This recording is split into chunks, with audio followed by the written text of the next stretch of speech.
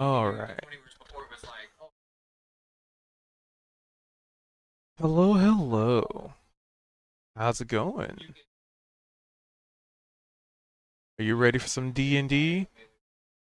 You ready? You ready? Hope you're having a good day, by the way. We're pretty much going over the changes that we're making moving forward, which is transferring to the new edition.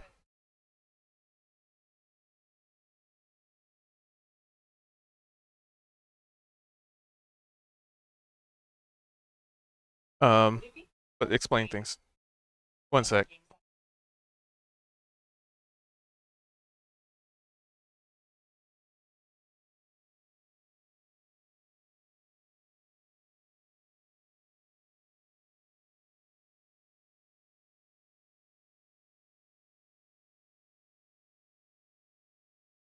Uh,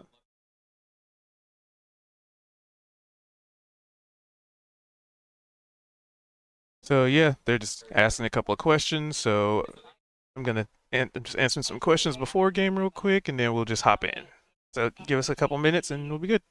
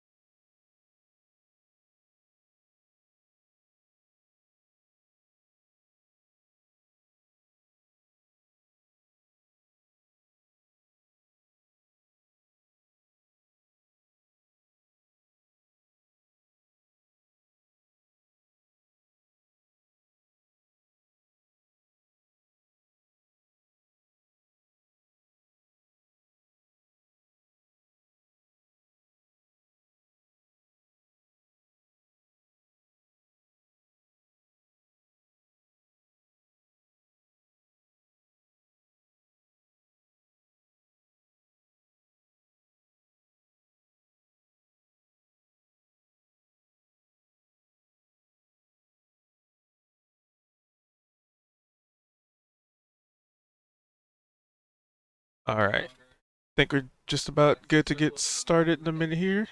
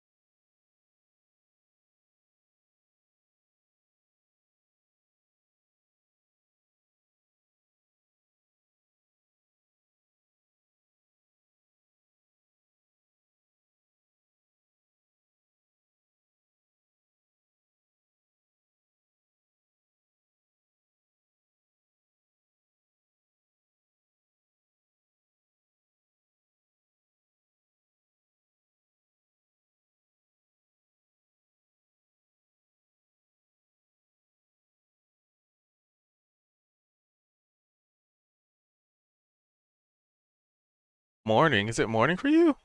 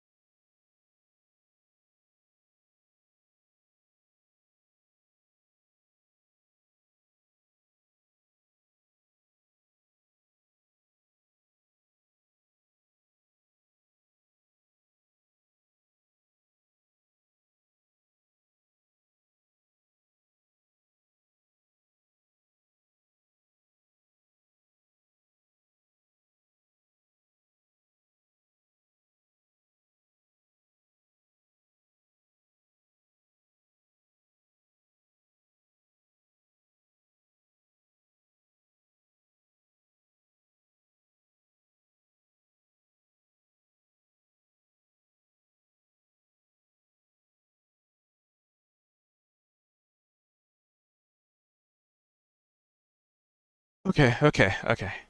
Almost ready. Many questions, but new rules. We're swapping to the new edition. So, yeah. We might end a little bit early tonight so I could answer further questions, but we'll get started. I'm gonna try and do it in like the next couple minutes. Okay. All right.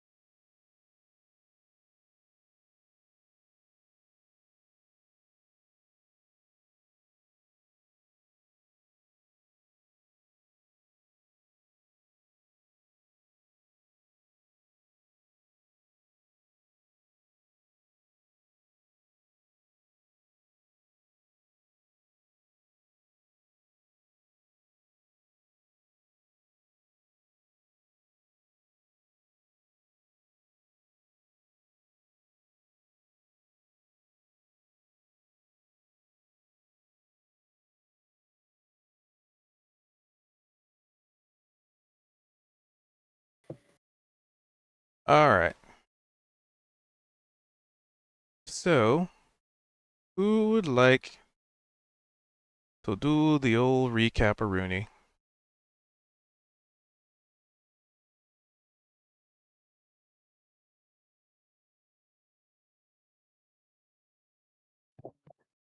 I think I totally forgot what happened now.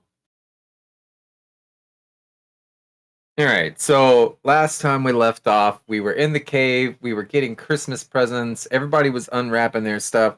Some people got some really cool stuff. People got some armor. They got some weapons.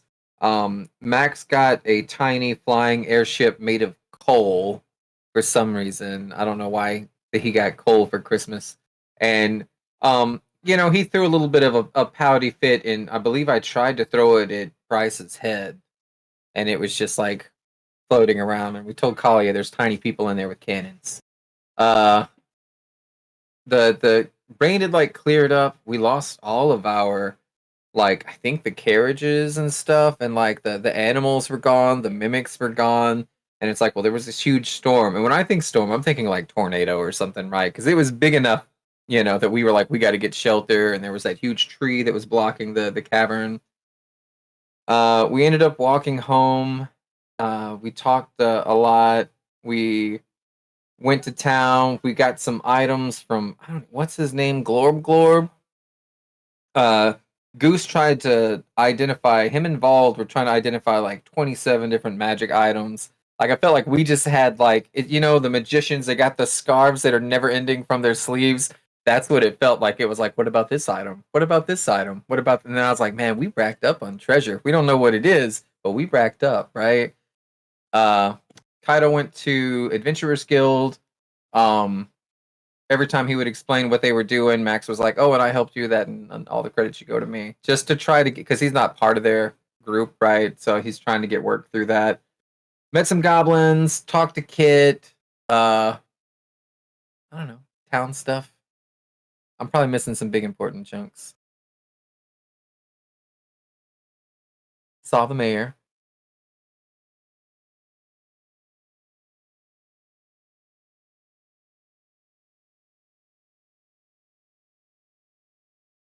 Oh yeah, we did make it back. I know you and Price talked to. I know at least this dude in here, and then I think I remember us seeing this picture of this fucking like six-legged lizard thing. Oh, Price went in there to ask about potions, right? Because the one of the guys was a potion merchant. Vol got a new image because he's a grown up now. Left a boy, came back a man, all that stuff. What else did we do? Is that it? Yeah. Present. Oh, your mic went like 90% quieter. Oh, sorry, my Oh, I had turned off on the mute. Yeah, we had presents. Came back to town. I'll think. Some people talked to the people up there that running the show, and I just dropped off stuff with Glorb and went and got food. That's all I did. um, I remember I definitely asked about the Drider situation and the Drow situation. Drow are typically these bad elves who live underground and they love inflicting pain upon others, and they have a very strong matriarchy where if you disobey them, they'll feed you to like the Driders, and that's like the curse for like Lulth's enemies and stuff, right? And so looking at these people, right, it was like the suspicion of like, oh, what's summoning these squid things through these portals, these eldritch horrors, which we know OOC Max like put that coin down, and that's what did it, right? And so I think Max was more or less trying to see how badly they want that information. Maybe he could sell them these coins and get something out of it. But I don't know. I just didn't feel like they reacted strong enough to it. So, like, I used message on Kaido to just kind of warn him. I was like, don't trust those guys. They're rubbing me the wrong way. I don't know what about it, but like, it just doesn't feel right. Oh, I And have that's when. something to Mhm. tell you when we meet back up. Well, we're like 10 feet away. We can. You're in the building. We're close to the door. I think that's about it. Oh, we got paid. We for sure got paid.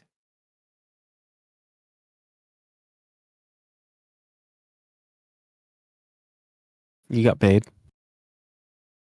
They gave a big bag of money to Kaido, and I remember trying to grab it, and they specifically pushed it to Kaido.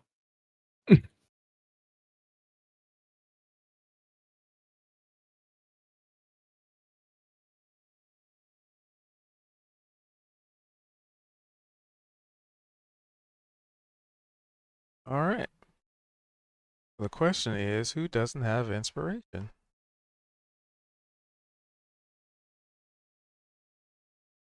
I do have inspiration.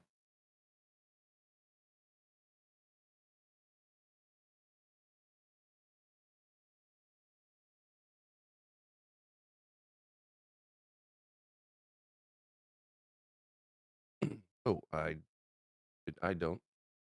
What? Huh? Yeah, let me turn you way up.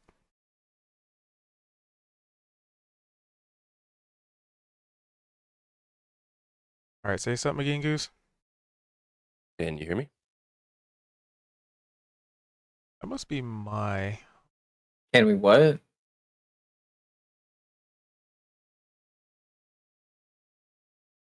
You really can't hear me?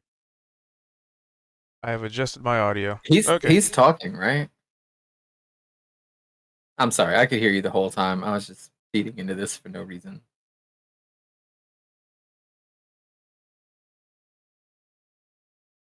Okay. That's probably my end. Okay, so inspiration goes to somebody. Goes to Price. Almost said. This is the crossover we've been waiting for.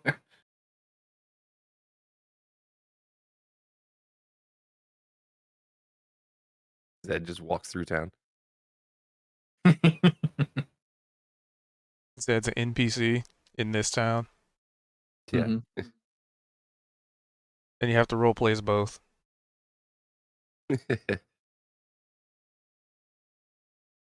All right. So basically, picking up where we left off, Kaito was given monies to distribute. The Booyogs had been told that there's some bad people in the Adventurers Guild building, and they quickly scampered off into the direction of where bad is. Let's see, I believe Vald was getting what was it called? Not kebabs. Oh, it's like a charcuterie. Charcuterie, that's the word. Yeah. Oh yeah. The charcuterie. And Charcuterie? I was Same. gonna help Yeah. Kaito distribute the funds to everybody I because think Kaito didn't feel super comfortable with that. I think Kaido's we'll just say Kaido probably handed you the bag and went around one of the buildings to take a nap. Boop. And I'll make sure they had their portion before he went for a nap. That way Kaito is napping IRL and in IC.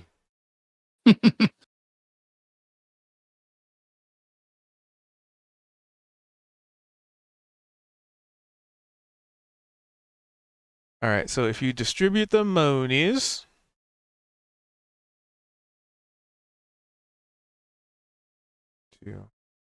And go ahead. oh, I was gonna do a half portion for Max since he wasn't there through the whole adventure, and then normal portions for the rest of the group.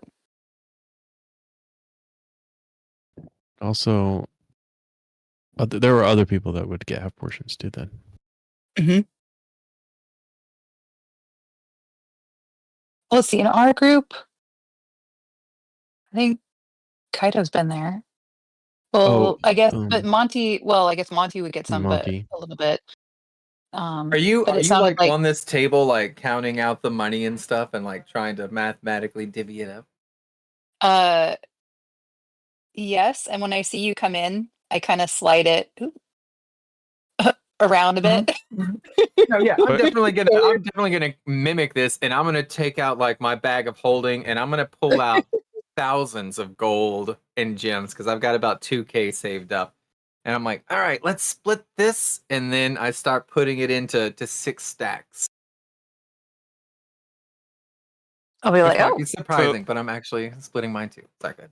So the important question: You are putting money on this table. The one where Oh, the no. food gets No, summoned. no. That's I'm right. not That's from our this food one. town, so I'm No. definitely putting all of my money on this table, just handfuls at a time. That's right. I forgot that was this. So in real life brain, out of character, my character would have known this. So my character is probably actually doing that on one of the barrel tops over here behind me. I don't know why it's not selecting for me. But so not the table, but you guys can see where I'm at and see behind me there's a The barrel. barrel. Yeah. Oh, there it goes. And so if I see you start to put it down, I'll be like, no, wait, don't put the money on the table there. I'm Um, definitely gonna, before the money, I want to put like all the gems out and be like, each one of these gems is worth 100 gold, maybe 150 to the right buyer, and just lay them out. There's green, then blue, then red. I'm gonna be like, no, wait, don't put any money on the table. It'll go to the Fey realm.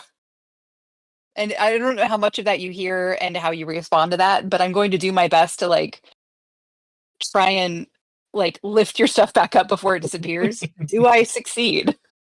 Do I need to roll dexterity to see if I'm quick enough to help him with that? Give me a perception. Okay.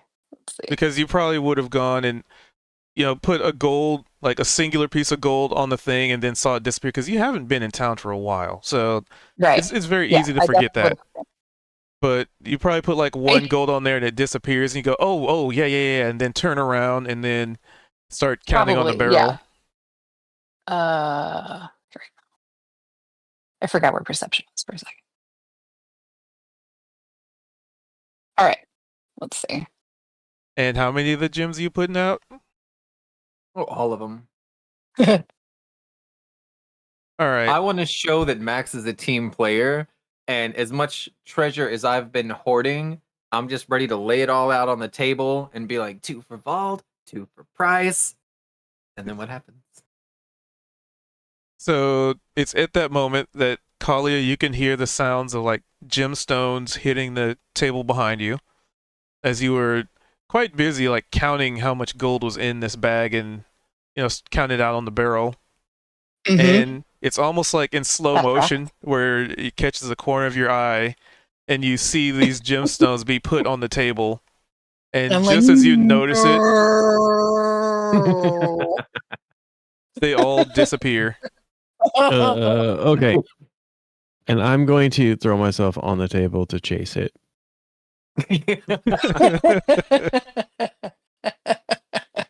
You flop gonna on the yank- table. I'm gonna I yank don't- you off. I don't get sent to the other realm. Well, I'm gonna yank you off because remember somebody was sent to the Fey realm that way. And they know. never came back. Yeah. Oh. So I'm gonna yank you off. And just like whatever quickly, if it throws you onto the floor, so be it. Be like, no, remember? I had a plan. Yeah, but remember the guy that we sent there before? He never Yeah. came back. But I could have sent myself back. You know that for a fact? I can banish myself and then I go back to my original plane. But what if that becomes your original plane made change? This is What my if- original plane. I was born on It- this plane. Right, but if you're pulled over, you don't know what the rules over there are. Maybe it overwrites that and it makes that your new original plane. All I'm saying, and I'm just gonna put my hand on your shoulder and be like, all I'm saying is it's not a guarantee. If that's still something you want to do, I won't stop you, but it seems like a bad idea. And I'm gonna look around before I say bad idea. I'm gonna look around for booyogs. And if I don't see booyogs, I'll be like, bad idea. If I see the booyogs, I'm gonna be like, it might be a really, really wink wink good idea. I mean, with the perception I of think I could 10, have made it yeah. back.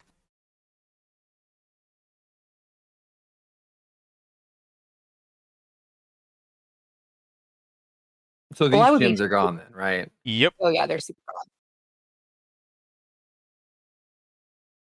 All right, well, something weird's going on because the table just ate all my stuff. And I probably like as you're saying that, I'm probably like I would have yanked Vald off the table and I'm trying to like put my arms over the table, be like, no, I'm like this is a table connected to the Fey realm. It provides us food and we pay it things. So if you put anything of monetary value on here and with the impression that it is payment, it will disappear. So if you'd like to count your gold, I think that is extremely generous of you. Come on over here to one of these barrels, and we'll get you all taken care of. Max is gonna stare at this table and then take out a little dagger from this bag of holding, and I would like to carve into this table if I can. Give me my shit back, and just see if anything happens. Nope, nothing happens as you carve this into the table. What if I just stab the table with the dagger and then let go of it? You have stabbed the table. Okay, I don't know how this works. How do we get it to mill us back? I don't know, but maybe if you carve on a single like copper piece and put the copper piece on. All right, Yeah. I'm gonna do that I'm with a gonna go copper ask. piece, and I'm gonna wrap it in a gaudy holiday scarf. I'm gonna address Mayor Chungus. Token Oh, having I also have to drop off the charcuterie. Did you get it for Jeb? Jeb? Is that the raptor? Yeah. Yeah. Yeah. I'll drop that off and I'll address Mayor Chungus. Hey, Mayor, do you know how the table in the inn works? One of our companions just lost his gems. Of There. course. I'm pretty sure I told you this before, but in case you've forgotten, it's been a while. You put something on the table, and they take it as payment. And then you Okay. request what you want. Oh, okay. Then you request. All right, I'll go talk to him and see if we can. All right. So you put your money on the table and you, as a payment, and then you request what you want. So I don't know if you want more children. You could probably request more children, or you could request a bakery location or whatever. Ooh, If you or recall, whatever. you guys summoned a licorice door frame before. We did. Yeah. It does generally seem to be made of food, but a, bakery that is made of bread is kind of cool. But yeah, So did. Alright, Mayor, Just deal then I with the want my own gingerbread house. giant goose. Mayor, I let him know, and if he isn't able to get anything in for his payment, do you think we could find him a location to set up a bakery in town? Considering the reconstruction efforts, I'm sure we can make space for a bakery. I do love to eat. And he slaps his belly and it just undulates hypnotically. Oh, well, thank you. I will let him know. Okay, I spoke with the mayor, and he said if you're not able to get a suitable payment, they can probably set you up with a new location for a bakery in town. Also, Yeah, that works for me. But And I that- also kind of want a giant goose like that gnome has. yep. So exactly as I was gonna have happen. So you requested a giant goose, and there Mhm. is this, scooter-sized cooked bird on the table. oh no, don't let Scooter see that.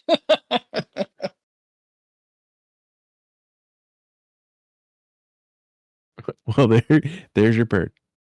No, okay, I'll specify. I want a living giant goose just like the one outside. And then I knock on the table. A living giant goose. I'm thinking of the wording on that.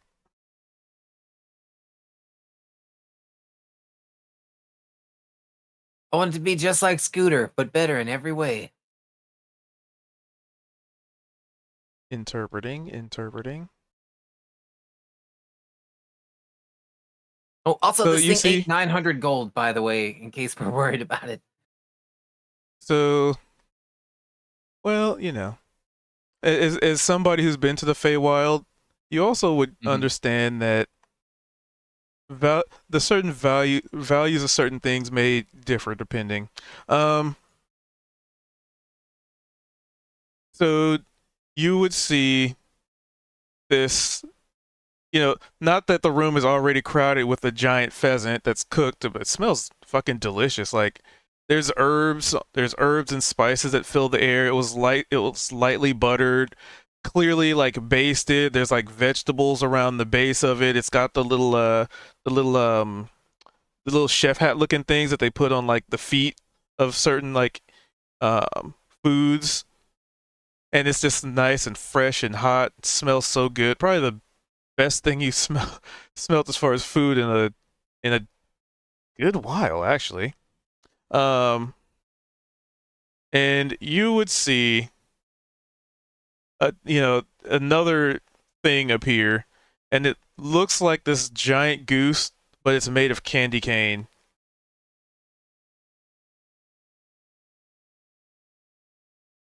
Well, you did request Giant Goose better than Scooter.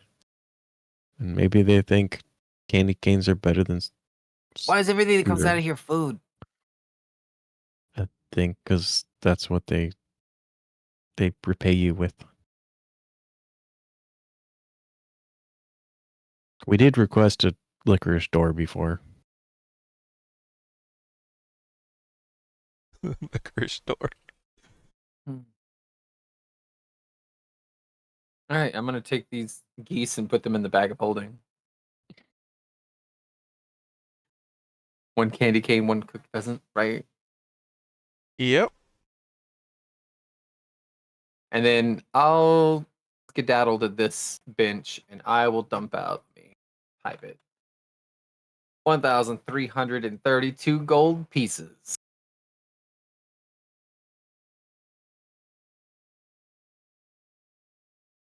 And then also at wizardry.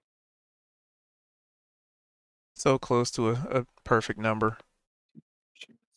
Oh, do you have any gems left? And I just got rid of all of them. I gave 9 of them to the table. Oh. Mm,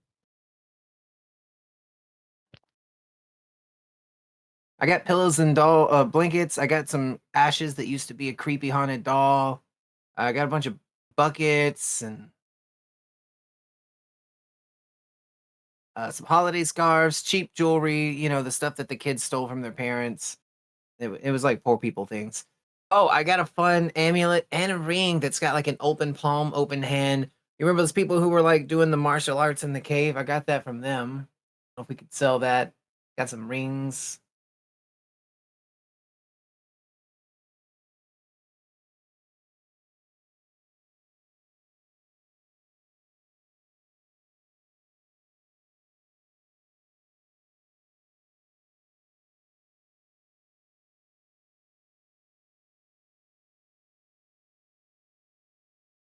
Well, I'm very impressed. This is so generous of you. I need a gem worth 300 gold pieces.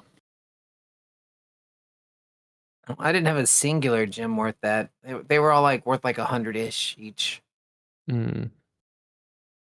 Who in town do you think has gems of value? You could Mayor. ask the merchants. Huh? May or might. If I was mayor, that's all I'd do. I'll go. Also, as for the generosity, I don't know if you're aware of this, but when you call somebody a matey, that means that you're in like cahoots together, and what's mine is yours, and yours is there, and that's why they'll be like, "Yar, matey," because it comes from some word. I don't know. It's an Elven word, and it means that you split everything down the middle. Just Well, speak it in Baker terminology. I understood part of that, and I am still impressed.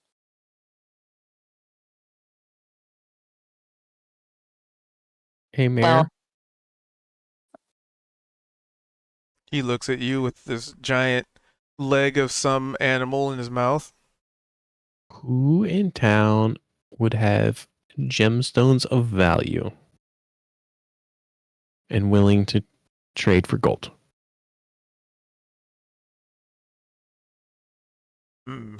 Probably the Adventurers Guild people. Okay. Thank you.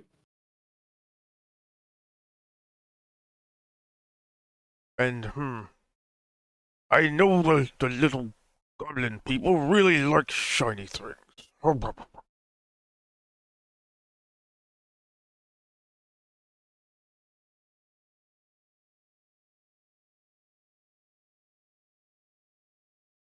Okay.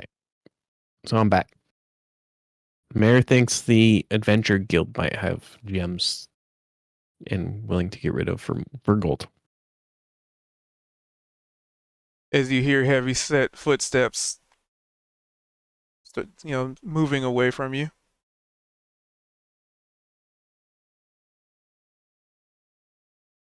And so, what's Price doing during all this?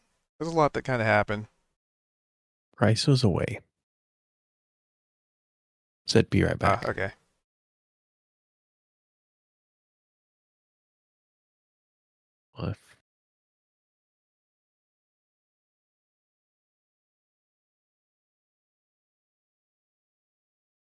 Well, whatever my portion is, if it, I just need enough to buy resources for our next outing, and that's about it. So, So since Kali's been counting stuff out, there was 3,750 gold in that bag. so if you want to keep my portion aside to be used for resources, and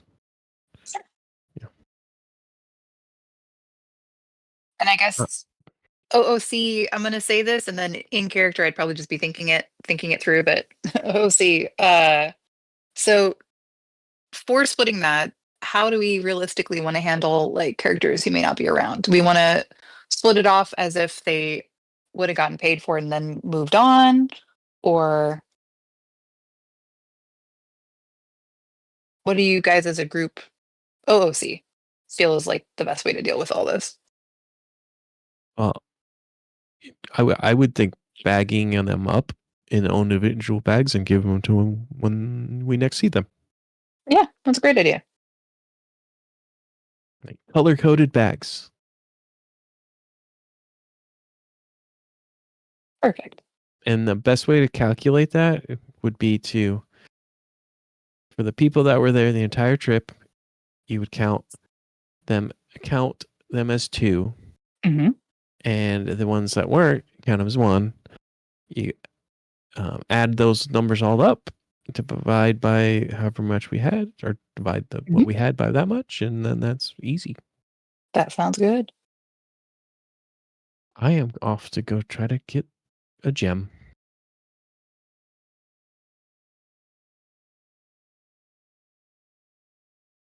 Oh, hey, Price, I got your charcuterie. I think he's already eating it.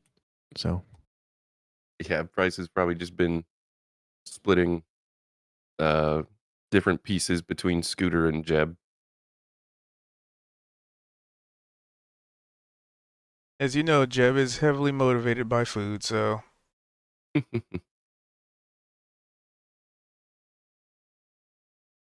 ravenous, as one might say. Oh, dang, hold on, let me check. Let me do a check here. Because you got charcuterie boards and you're just sitting outside eating them. Hey, Price, roll me a D100. All right.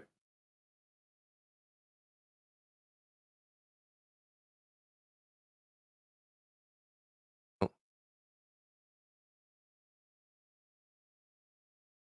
Val will be right back.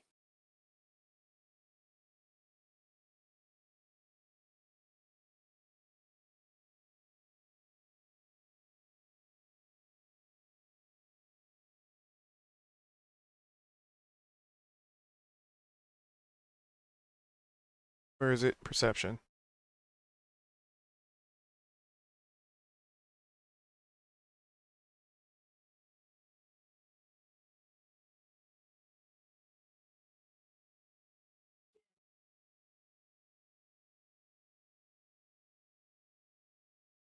reception. Okay, you're fine.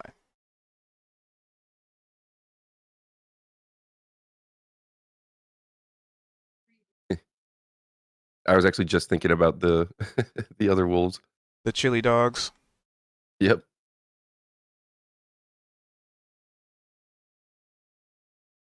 Because you remember last time you had a charcuterie board, you Oh, it were was feeding Jeb, chaos. and then the chili dogs smelled food. Yep. Bryce was getting smothered. But you don't see any. So let's see. Vault said he was going AFK. Ah, my mouse. Yeah, worked. he'll be back in just a minute. He's grabbing some dinner. And so I got I think I divided it up. Tell me if I'm forgetting anybody, except Kit, because Kit is not going to be coming back to play. Right, Max? Oh wait, Max is probably still AFK. So I have a half portion to Max and Monty.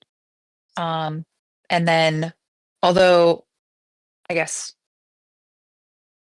well, yeah, because then, and then Vald, Kaito, Price, and Kalia would get a full portion for being like the standard team. Does that sound right? Or am I forgetting anybody else? I didn't count Jen because she was kind of just in the haunted house and went off with the Dryad. And then our old bunny paladin is probably not coming back, right? So I didn't count her. Well, Monty didn't exactly come back with you either, so Oh, so if I didn't know if we should. So Vald was suggesting we hold a portion for them, maybe. But yeah, if Monty's like likely not to be coming back, then I'll redistribute that. But Yeah, is there Noi anyone got else? a new job at like this legal firm, but it's like Yeah. an hour commute, and so she just can't be staying up this late. She's probably just gone for the foreseeable Okay. future. Okay. Let me look at this then. It was just such nice even numbers. But did I forget anybody else? Should I be considering anyone else? Glorb, because he's been such an incremental part of the team. I mean, he really is. But he gets all the extra gear and stuff that we don't even sell. So we pay him in other ways. And Flex, who Mm-hmm. Mm-hmm. Who flexes a selflessly lot. carries everything. All that muscle, carrying around all those muscles all day, got to be exhausting. The swollest gobo you ever seen.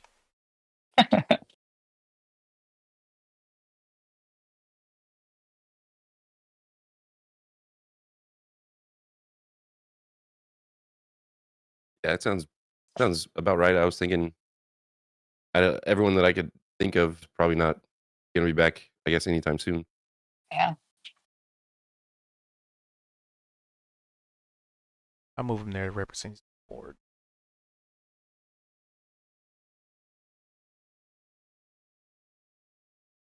Okay. All right. So I guess the question is, what does the team want to do?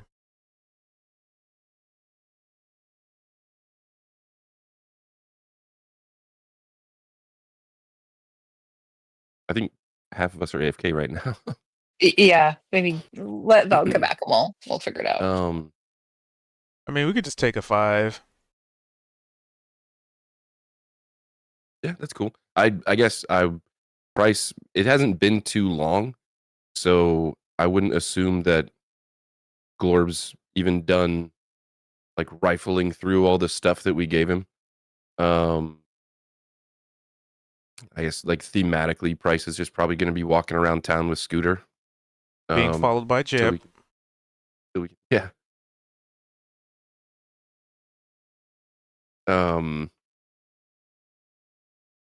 Yeah, I guess until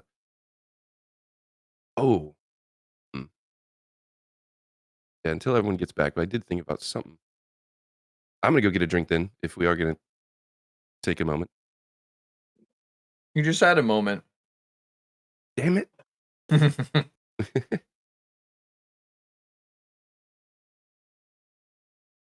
Okay. Did the math. I'm putting it in chat. So a half portion would be technically 416. But there was like one coin left over with the number of people. So I gave the extra coin to Max. And then, yeah, and the full ones in there. But from here on out, everybody gets a full portion.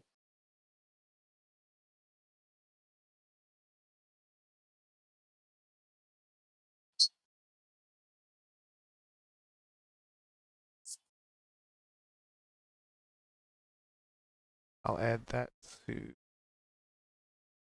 8. Give that to Kaito. Oh, Kaito's broke as shit. Holy crap. Not anymore.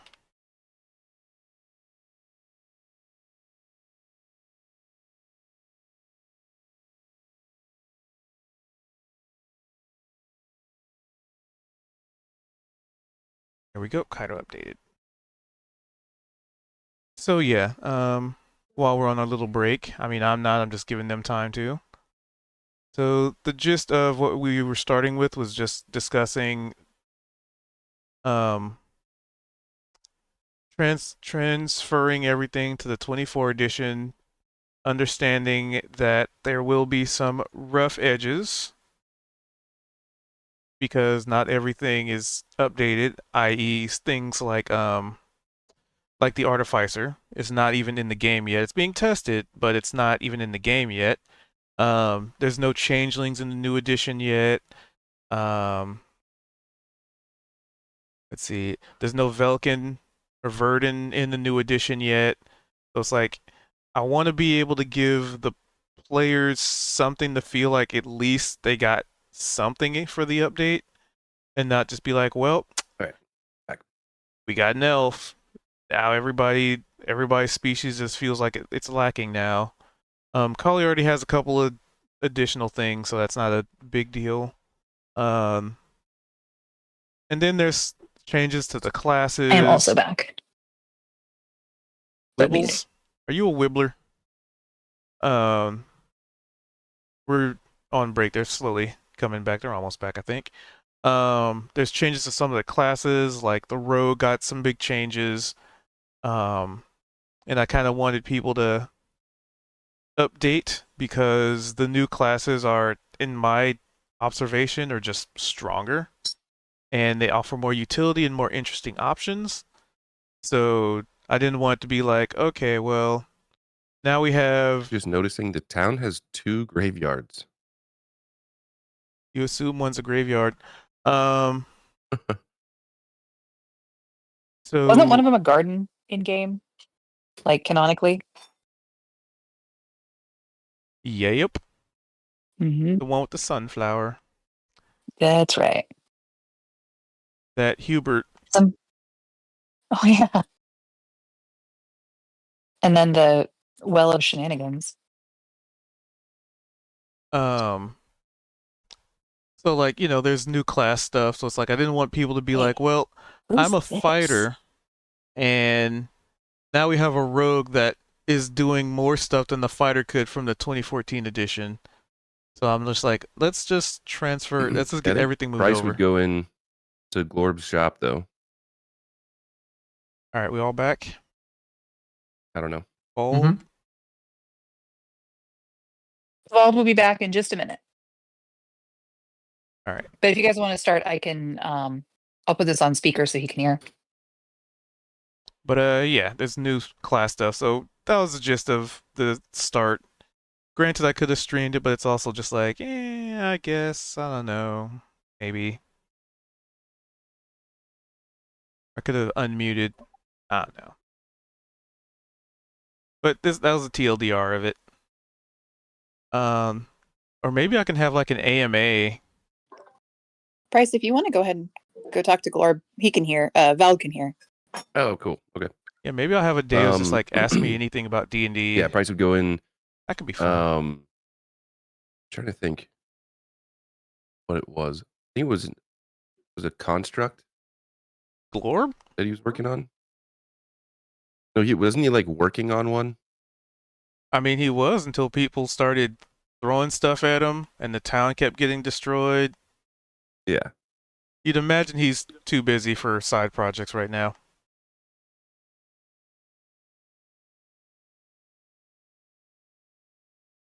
But you I walk guess into a Price is- shop, and as soon as you do so, you notice that there's a. I mean, at this point, there's like 2 boarded up windows, and then you hear a crashing sound as like the little doorbell rings when you walk in, and you see Flex action dive through the window. Oh, you gotta probably stop doing that. As long as, are you the one fixing the windows? You're making Glorb do that.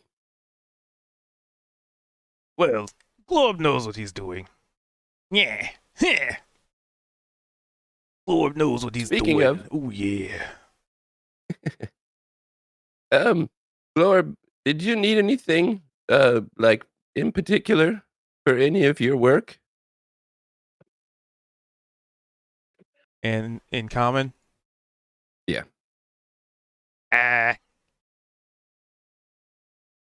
Glorb need lots of time. Glorb needs space. Glorb. and then he looks at the pile of stuff you guys gave him, the unfinished, partially rusted sword in the corner, the pile of stone and wood and metal that's just strewn about, the forge that's constantly burning. He just looks around the room. Time.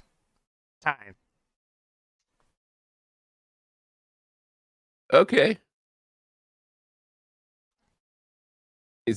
Price is gonna like slowly back out of the shop.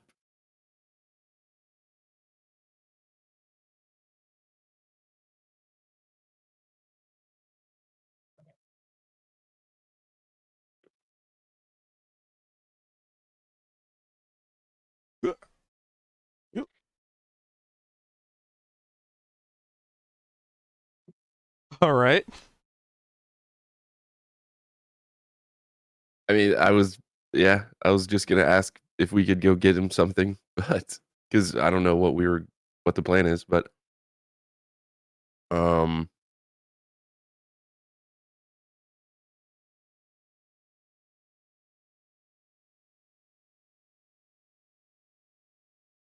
All right. All right.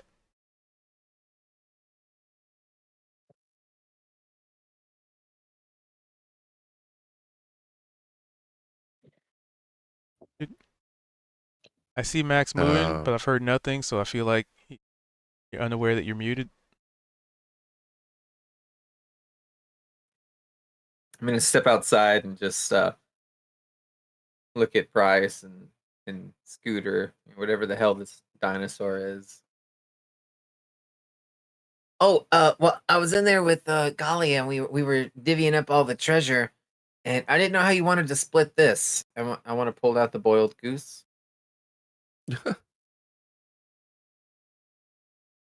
oh, how did you get that in there? Well, never mind. I pull wagons out of a briefcase. Whoa, that smells really good too. Oh yeah, it's like some kind of delicacy. It's goose. I'm gonna look at Scooter. Scooter probably is like beady red eyes, is just like looking down at you. Does your bird want some? Probably. He's Slice him They- up a little bit. between Jeb and Scooter, they just ate all this charcuterie. Also, you probably haven't seen them yet, and they might be coming around the corner any moment. But Oh shit! You did just whip. Hold on. there's 3 wolves. A wolf and 2 chili dogs. All right, I'm gonna hold up a hand. I understand exactly what you're saying. There's 3 wolves and a chili dog inside all of us, and whichever one you feed is the one that grows. Bryce just nods.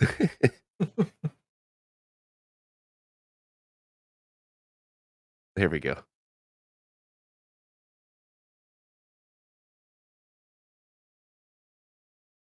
So Bryce is probably just like he's got like a piece of this goose that he's tried to like pull off from the side. Oh, it's cooked really well. He just Yeah, it kinda- only costs 900 gold. Whoa, you sure we gonna? Oh God, you sure you want to eat this? I'm pretty upset about it, but they said they're going to give me my own bakery, which is great 'cause I am an expert baker. I know exactly what to do with such a building. Did you bake this? I did actually. That was from my own personal oven. Whoa, it's really good. You think that's better? I made this in my spare time. I'm going to pull out the candy cane goose. Whoa, It's gigantic. whoa, you. Wow. Yeah, I'm a master baker. I'm baked on a professional level. This is impressive. You like geese too. Oh, I love geese.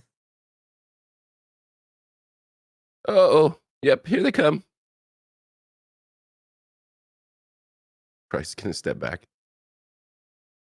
I'm gonna put my hand on my rapier. I So wouldn't. you would see these two,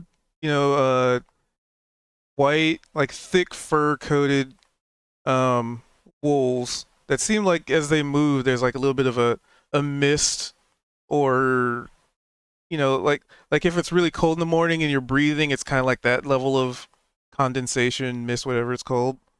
And then there's one that just seems like a normal, well, quote unquote normal, but a normal large wolf, and they're all sniffing around, and then they see this giant cooked pheasant, and then they just immediately like start just run towards it and start sniffing it. Actually, they don't have manners. Like they start licking it. Like this is the Booyog's wolves. They don't train them to not. Whose goose are they looking? The cooked one.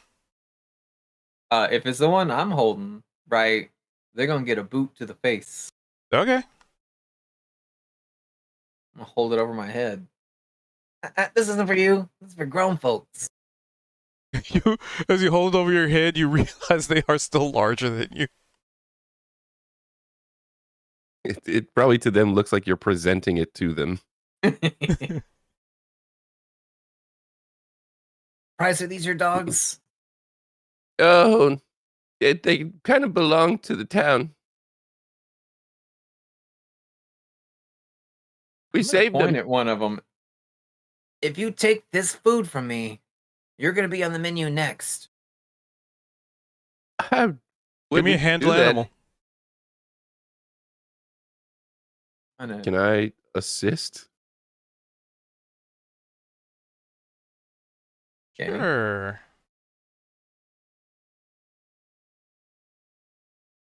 What are you doing to assist? Probably trying to keep the wolves from like this one that I'm behind. I'm probably like trying to pat it. And, no, don't eat him. Don't eat him.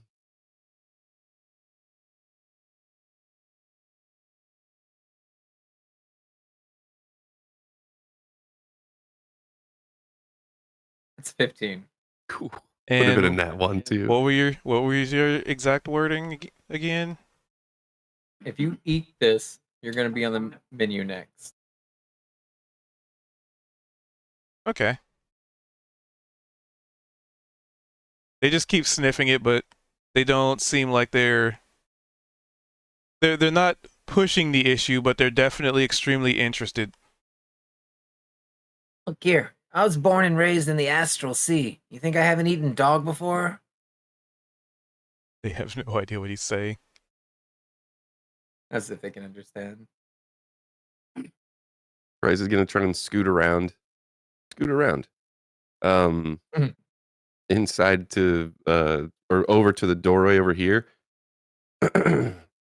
And he's gonna whistle, like trying to get the dog's attention.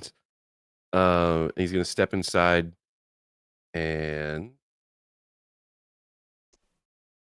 he will ask for, let's see. Basically, I like just like the almost cartoon-esque just slabs of raw steak, like 3 of them Mhm. for the dogs here. And let's see.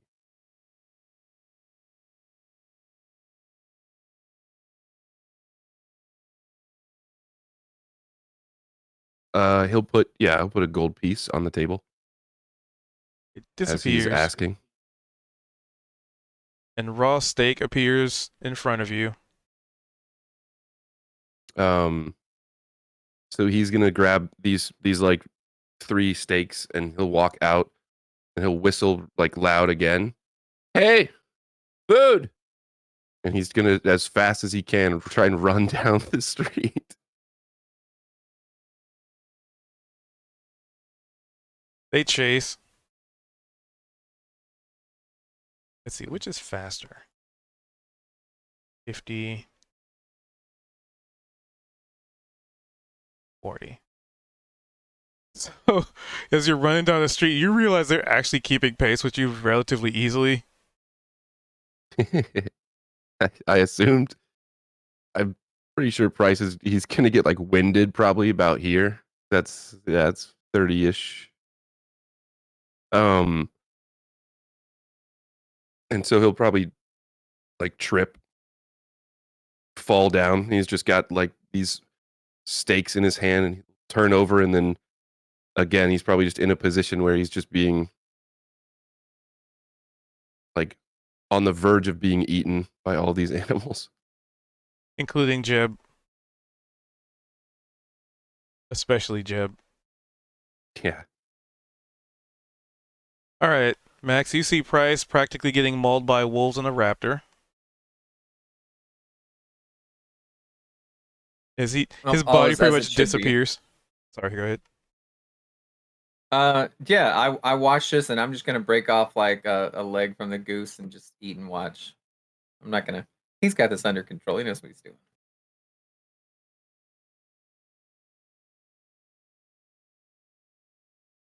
Alright.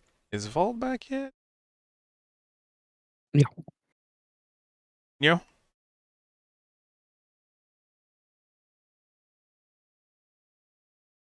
Oh yeah. Yeah, okay.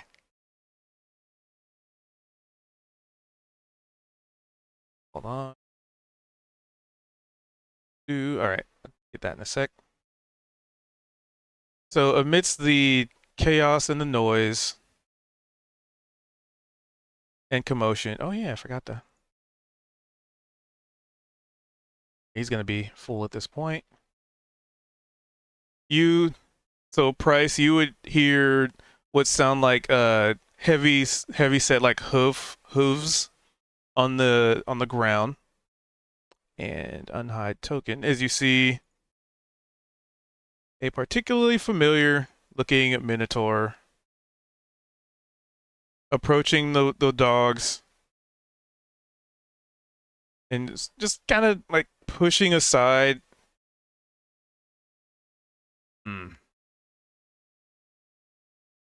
And just walking Hey. past.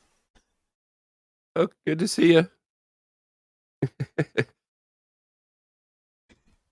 He hasn't forgotten.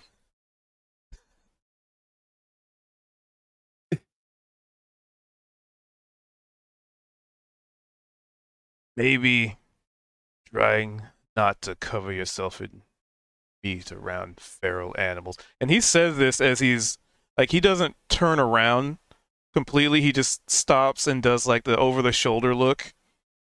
Mm-hmm. And just keeps going. As he's saying this, right? And he's walking forward. I'm gonna take offense to this because nobody tells my adventuring party members, right, what to do or not do. So I'm gonna look at him and say, "Hey, Chumbawamba, why don't you try minding your own business?" This is my business. And he just walks Mm. past you, just cold shoulder. Yeah, if you're a nosy Nelly, I shout like it's the worst insult. The worst insult you could possibly say to a Minnesota. And he stops for a moment and snorts.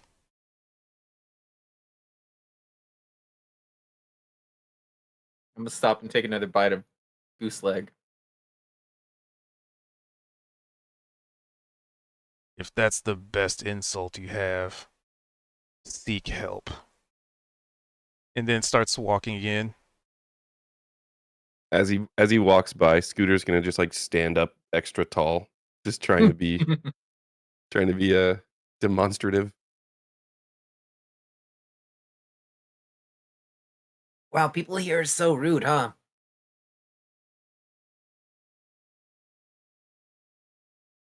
And then as he keeps going, you just see Scooter does like the um I don't know if you've like seen birds do this where they just kind of like shake a little bit and they like kind of ruffle all their feathers before kind of settling in.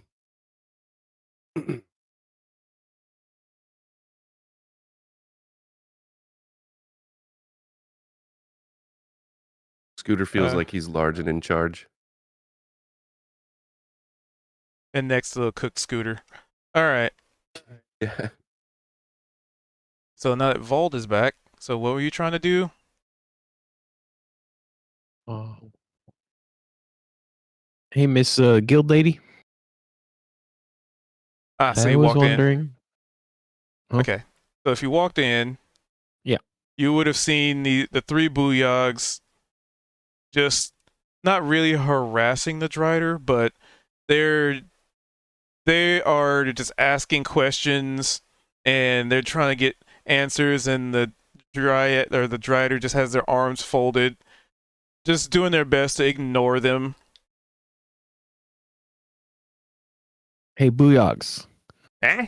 They turn around. You might want to go get your dogs, your chili dogs, and Wolf. Chili dog's fine. Are you sure? You might want to check on them. They dying? Maybe. Eh. And then they look back at the Drider.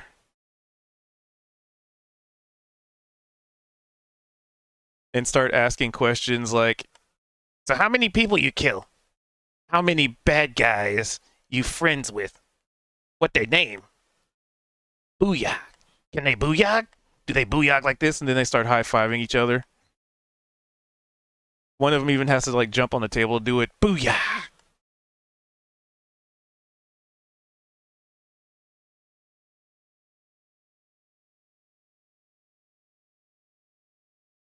I will say, well, can Booyogs high five themselves? And I'll like put my hands together like as a clap, but high fiving myself, knowing that one of them doesn't have an arm.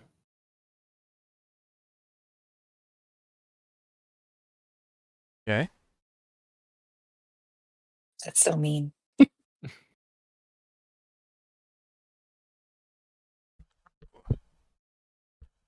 I mean, they seem infatuated with this Drider. The guild mistress is aware, but not really paying them that much mind at this point. They seem to be more of a encumbrance than a hassle.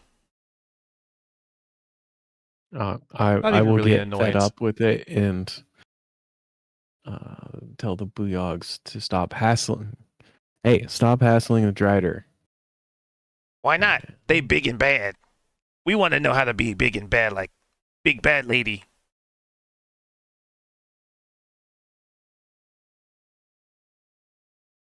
Yeah, booyah. And I'll say, I'm big and bad.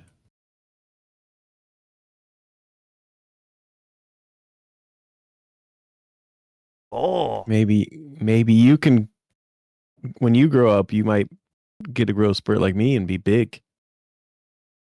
so we be bigger and badder. Does that mean we can be Yeah. Big Steves? Yeah. Oh, they look at But each other. I thought we weren't going to be using the Steve name anymore. Big booyags. Yeah, big booyog. You should go outside and go work on that. Yeah, yeah. Booyag, booyag, booyag, booyag, booyag, booyag, booyag.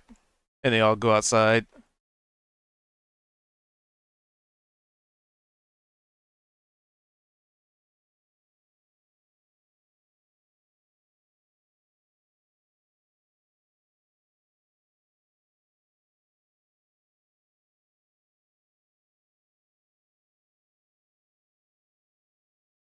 At last, there is silence. And As I you will have apologize pawned to off the driver. booyags to another group. Another group. Sorry about them. Hopefully you can take some comfort in the current silence, and I will. Oh, it's Meander over to nothing compared to the hustle and bustle of the guild halls filled with voices and people and, well, noise. You get used to it. What can I do for I you? could send them back in here. If that's what you wish.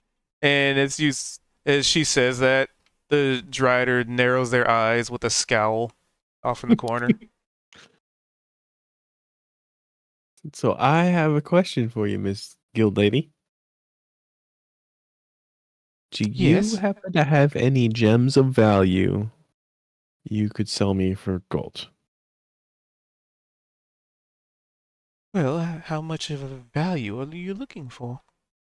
300 gold pieces worth.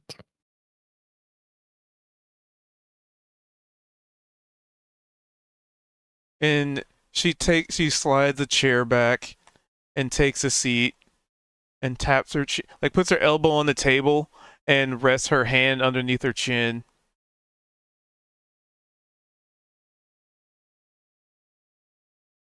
I'm sure I can find something along that value. What is it you plan to do with something like that? You don't strike me as an individual who wears a lot of... And then she looks you over. Jewelry? No, not for me. And I'll pull out my Oh, my no. skull that I took from our adventure. Oh, are you... I need 300 gold piece worth of gem to put on this thing. Oh, that makes a lot less sense. And here I thought you were going to propose to someone. And she smirks. You propose with gems? Well, you put it in a ring and you present it to somebody. Rings. I don't have any of those. Oh wait, maybe I do. Do I have a ring? Start looking through my stuff. No ring. But I do have this little trinket that's quite handy. I'll show her my Well, pearl of power.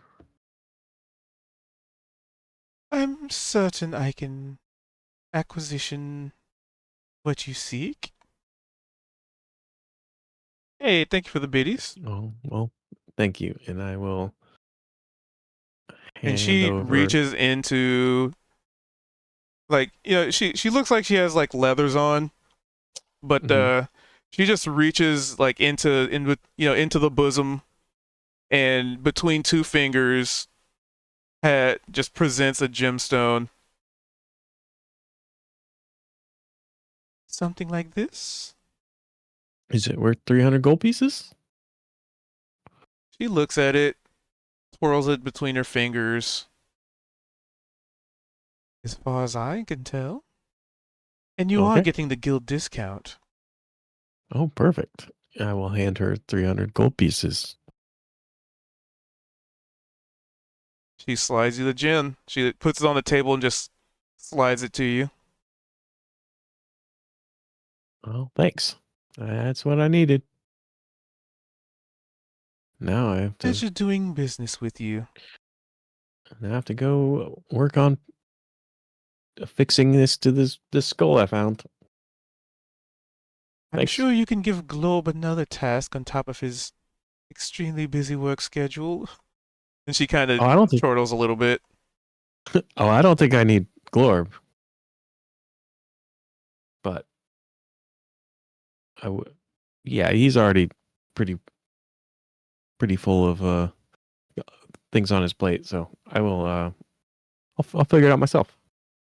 It should be fun. Thanks again. Of course. The new game is a gift. Uh-oh. Gone forever.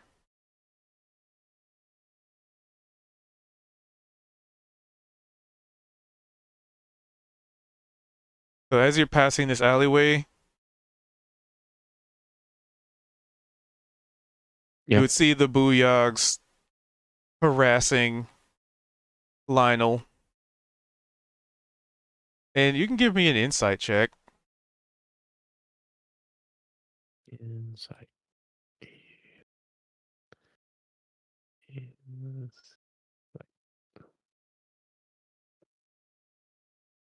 Okay. So the interaction pretty much is the Booyogs are just yapping at him, and he's just answering questions. With a 7. I mean, he doesn't seem like he's being as much of a dick to them. That's about all you can derive.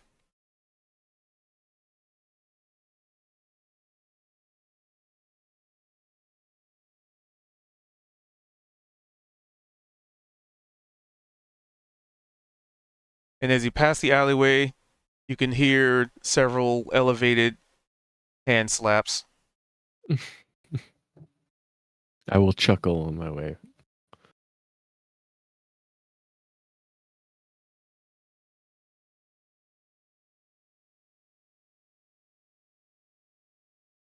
Oh, that was weird. Oh, that's why. Twitch being Twitch. Alright. So, what's Kalia doing? Well, I finally got done counting and sorting the gold pieces from everyone's payment. So I'll I need to hydrate. let's see. I need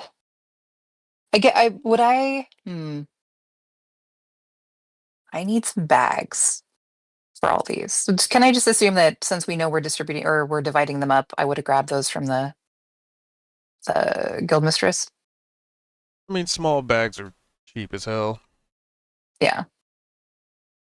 So I'll get those divided up, put them in my bag to take with me.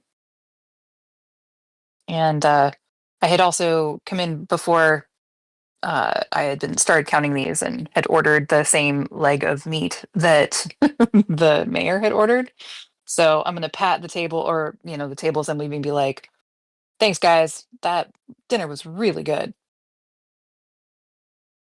So as I come out, and I missed all the shenanigans except for I guess is I just see the wolves probably down there still like slobbering all over Price because You he wouldn't even see drove. Price. It's just a commotion. Okay. Let's be like, huh. I'll kind of come over here and be like, hey, everybody okay over here?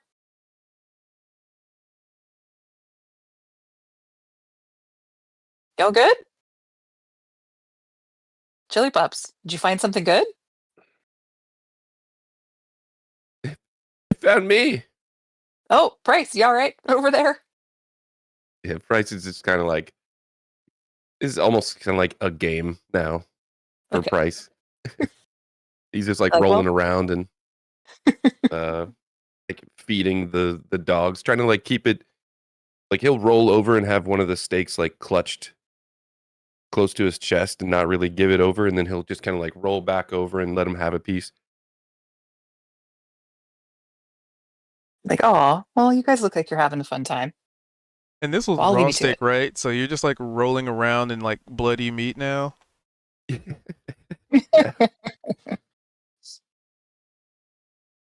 And then if Max is actually where he's standing, are there kind of watching the craziness?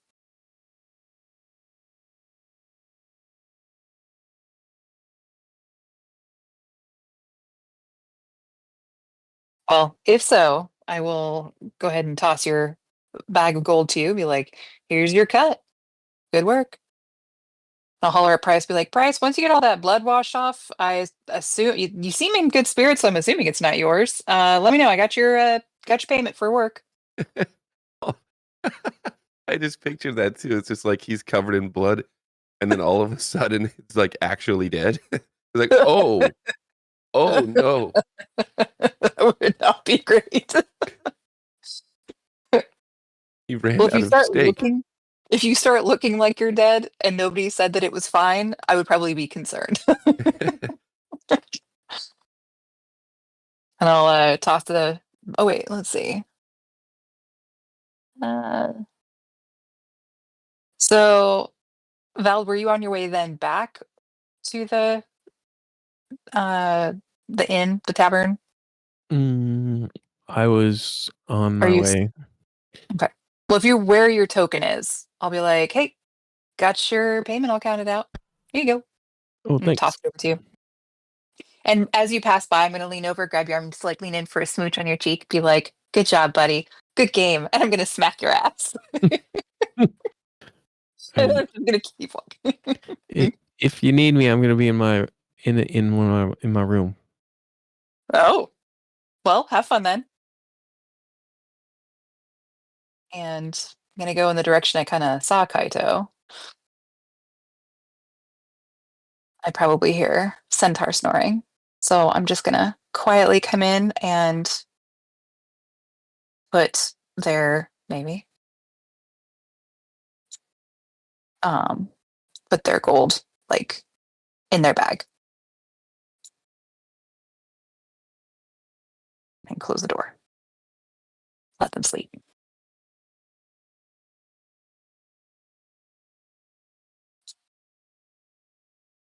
All right. Well, I wonder what else needs to be done. Probably needs more potions and things on my or my character sheet closed. Weirdly, all of a sudden there.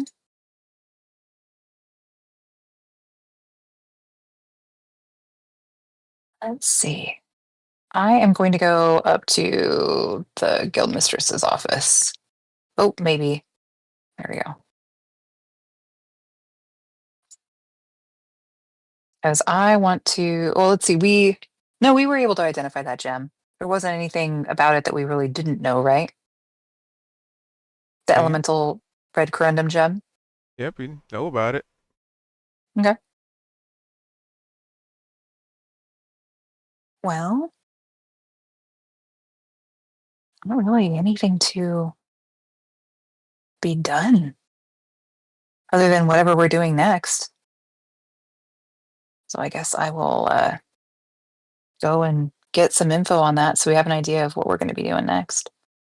So I'll knock at the door. I mean, it opens. Does it though? Did I I mean, close the door? There you go. I think I You close the closed the door on door on me. yourself. The door's open. Kalia walks up, closes the door to knock on it. You know, I mean, hey, if it looks like she's feeling frazzled, I might do that. So I'll come in and um, nod respectfully to the Drider and look at Luana, ask her if, so it seems like we've at least made some progress on all that chaos, and we'd really like to go at some point and check out the monastery further north. Was there anything else that had more of a time need that you'd want us to focus on? Things of a time need? No, not really. Things of curiosity, there's always plenty.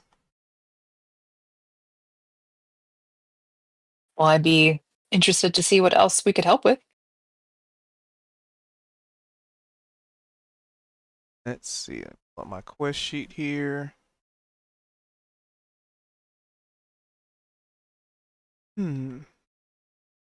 Well, and she pulls out like a little ledger and opens it up. Let's see. Of the interesting.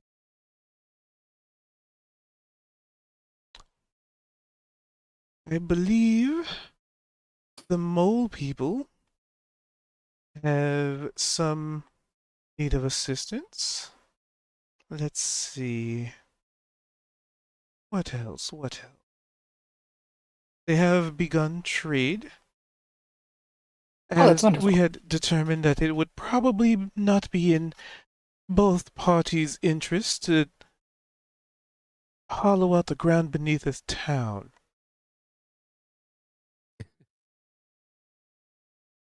With all of the shenanigans going on, you know what? That is probably the better decision. Let's see. And then she flips through some, like, she licks the tip of her finger and flips through some pages. Well, there's been utterings of people seeing large flying beasts at night, but we have no Oh. leads on that, which I probably wouldn't recommend that one. And also to add to that, we did see a large, look like possibly the shadow of a dragon, flying while we were on our travels as well. Well, if you are certain that's a dragon, then I definitely would not recommend that one for you. And she flips the page, a few pages. I won't fight you there. Ah, yes, the monastery you mentioned. You did say you came across it? Or We came across some monks from the monastery, and they invited us up to come and say hello. But we didn't make it up there. We ran into a lot before that. I also think it would probably be good if we could also send some goblins or a small party up to. Well, I guess we'd need some better tools, but we did find that adamantium vein. well, that is already in the works. All right, perfect. Well, But we if could start you with helping the mole people if they need us. well, that's up to you which task you wish to take.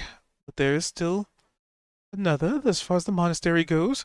You mentioned it, but you haven't been to it, and we have not had any envoys to or from there yet, which would make it a perfect opportunity for our little town to make some friends.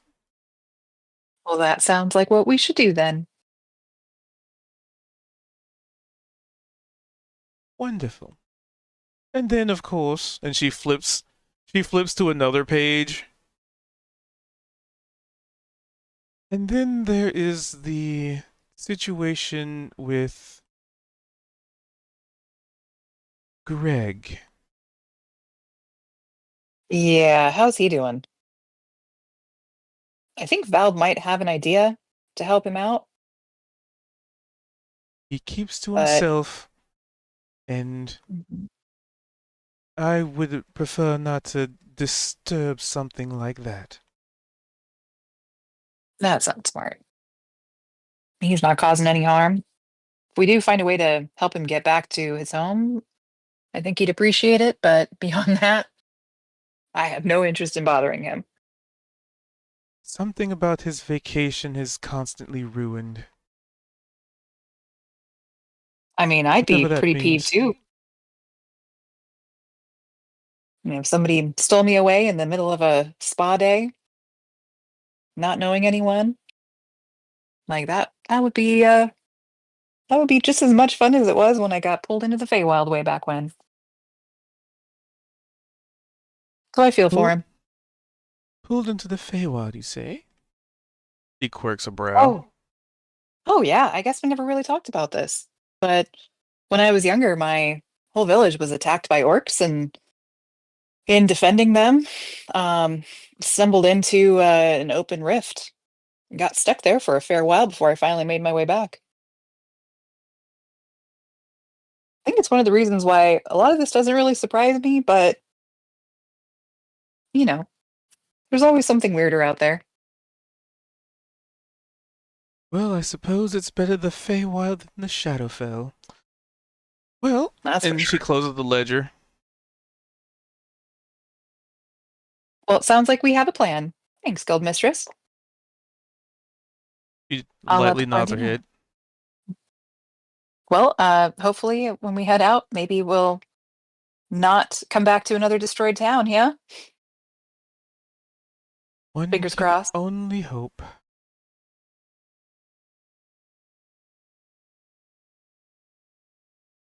I will head out and let everybody know. And you can give me a perception check. Okay.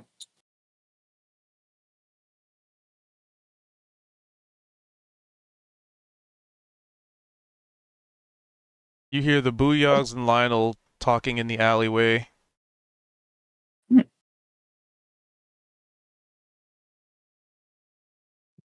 Oh. Hey, Booyog. Booyah! Give him high fives. They all high five.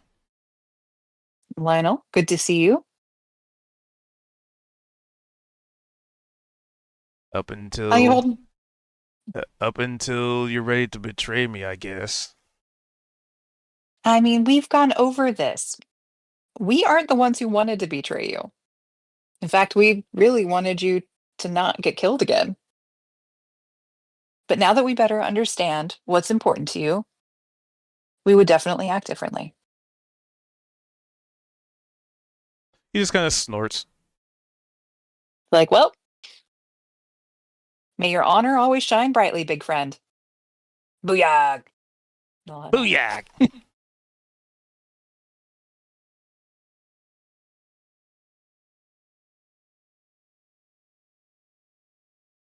All right. Let's head back to town. You see the three Booyogs poke their head out the alley and look down the street, and you hear 3 sharp whistles coming from them. And Price, at this point, you see the chili dogs.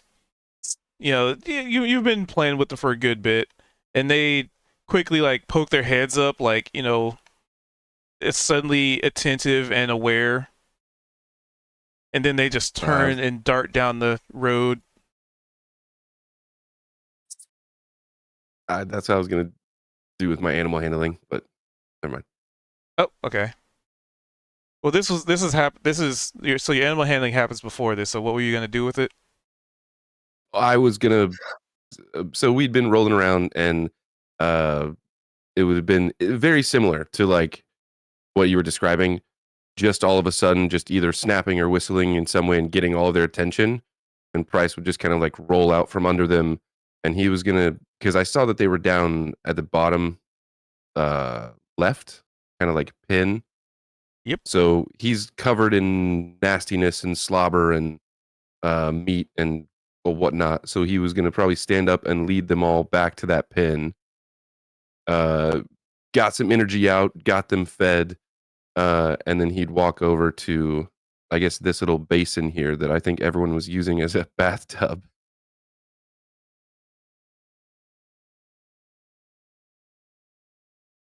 He just wanted to make sure that they got put away. Granted, so it's not like they're there for very long before the sharp whistle.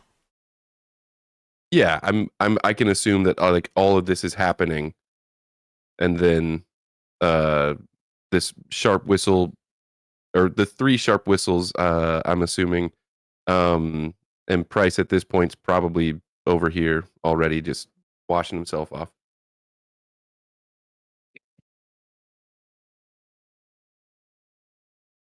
Ken just asking, did you need soap?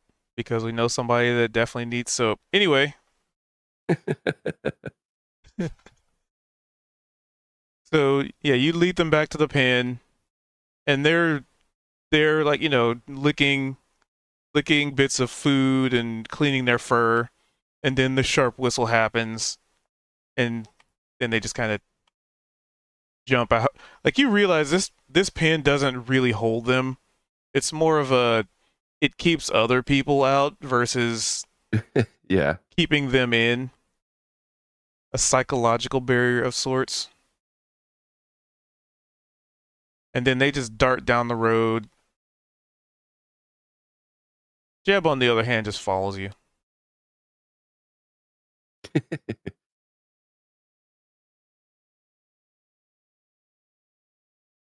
Chili dogs, chili dogs. And then they all go this way. I'm just assuming with the nat 20 that every once in a while Jeb just kind of like goes to sniff it at Price's pockets or his coat or something, just looking for food. Price will just kind of, no. And remember, you'd have the freedom to move Scooter now. Yeah. Scooter, I was gonna say this earlier and I forgot to mention it. Scooter, I just picture has just been flying around. Ever since Lionel walked by, I think Scooter just probably like opened up his wings, and he's like, probably never seen Scooter fly before. He's just kind of walked next to us or pulled the wagon. But he's a really large goose, so he kind of just spreads his wings and probably is like, there might not even be enough space in this sort of walkway here for him to actually completely get a full wingspan. Yup. So he'll come out just right here and just next to Kalia and spread his wings really big, and in one just whoosh down, he'll lift himself up and he's probably just flying around, and he'll end up perching on like a building here and then Oh no. Okay. flying over. We're gonna have to have him make a acrobatics. All right.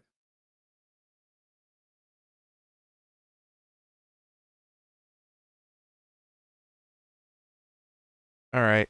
So you're having Scooter land on buildings that are not Well- exactly sturdy. I'm not having Scooter do this. This is what Scooter's doing. Yeah. But I'm saying the fact of the matter remains No, I that he get is you. doing it. Yeah, he's just flying around, and he'll, I more or less the thought was when he gets tired he'll land on a building top, but he's not gonna like. My thought process wasn't that he's gonna go just perch on a broken down building, but yeah. Yep. So nothing happens, but there's definitely some creaking and bending of buildings that probably weren't designed to hold a creature like This that on large top of a of it, Yeah. especially after reconstruction efforts. So some of the buildings might not necessarily be have the most structural integrity, Mm-hmm. but he's able to take off before any damage happens, or a foot goes through a picture- floor, or Yeah. He probably Scooter was probably going to land, just not realizing, and then like doesn't have a solid perch, it just kind of starts to put his weight down and just realizes, oh nope, that's not gonna work, and then like flutters a bunch, get himself airborne again, and he'll probably just land back, eventually land probably around where Price is. Oh nope, okay, we're gonna bring that back. I'll just bring Scooter down here.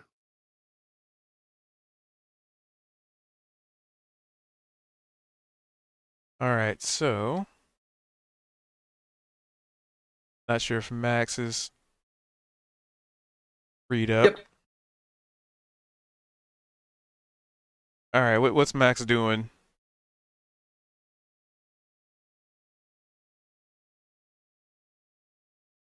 Because that big Minotaur guy just gave you the cold shoulder, walked past. Let's see, you were seeing Price getting surrounded by chili dogs and a raptor. Scooter fluff feathers started flying around and landing on buildings. The Booyogs. Well, eventually the Booyogs stuck their heads out the alleyway, and all the dogs just poked their heads up. You probably would have seen it down the road and just ran down, and they mounted up and headed somewhere. So lots kind of been going on. You would have heard windows breaking as that buff goblin's been going in between two buildings, constantly carrying stuff. I don't know. I don't really have a lot of ambitious plans right now. I'm content to just eat food, take my share of the loot, just kick it tires, just watching the world kind of unfold around me a little bit. Hey, you need help? This swole goblin sticks his head out the window. I'm just gonna Lex will smack help. my lips as I'm chewing. Need help with what? Lifting, and then he does like bodybuilder flexing poses. Oh, actually, I do need help lifting. It's specifically on the mayor's orders. I don't know if you're strong enough to be able to assist being a goblin and all that. Flex strong. Huh, huh. All right, Strong as well, I'm Bilbo. gonna need you to carry both of these barrels right here. Let's see, how much do these weigh?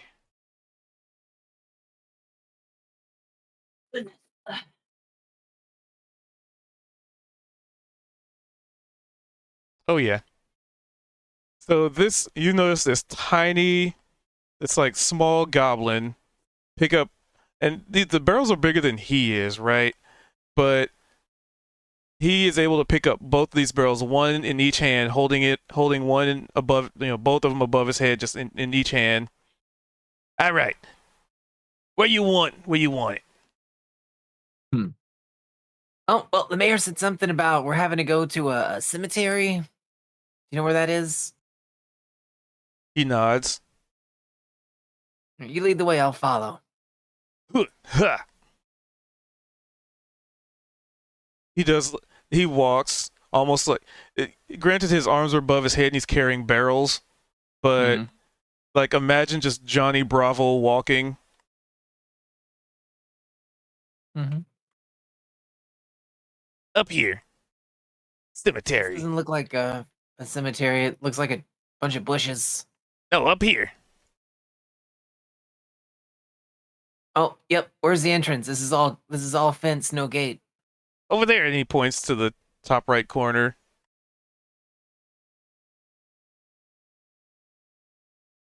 All right. And there's you a got gate access there. to this? It unlocked. All right. You're gonna have to remind me which one of these is who belongs to what? He names, shrugs people. as he puts the barrels down. All right. Well, we're supposed to do some kind of museum preservation. I don't even know. So you need to dig up at least 2 of these coffins and swap out the barrels for the coffins. And we're going to see if there's anything valuable on the inside of the coffins that can be preserved in the museum that we're trying to erect. Okay. Goes up and around, carrying the barrels. He picks them back up. Well, this is the job befitting you perfectly. And if anybody ever gives you any gruff about digging up these graves, you tell them that the mayor said it's okay. And if they say, well, who said the mayor said it's okay? You tell them that Price Wagon Master, that's me, was told by the mayor himself specifically to dig up these graves. And also, it's none of their business. So if you don't want to tell anybody, that's fine. Okay. He does a salute. And you see this goblin Minotaur? just start digging with his hands because he doesn't have a shovel. Yeah, I'm not gonna give him a shovel. Is this And Minotaur here? as you turn the corner, it's a slow turn. You met Lionel in the alleyway. Well, well, well. If it isn't the homeless cow. Well, isn't an annoying drifter. Oh, annoying drifter, huh? Why are you just sleeping in an alley, you bum? You just creeping here without a friend in the world to even talk to? I bet you would know all about not having a friend, huh? Yeah, and I'd bet you know all about not taking baths. I could smell you from the cemetery, and there's dead people in there. Congratulations. You have a sense of smell. Aw, you jealous? You got a nose that's 13 inches long and you can't smell as good as me? If anything, I pity you. Thank you. You're I'll enjoy welcome. it. Good luck being a fucking weird creeper in an alley. Bye. He snorts and goes back to leaning on the wall. That guy needs to get a job. And then I'll just return to the center of town. Mischief managed. Oh shit, I forgot to have somebody do something. He hasn't had his daily freaking smokes. You would see this haggard old Aarakocra walking into the food dispensary location. A tavern, as some might call it. Then you hear some shuffling, some stuff moving around.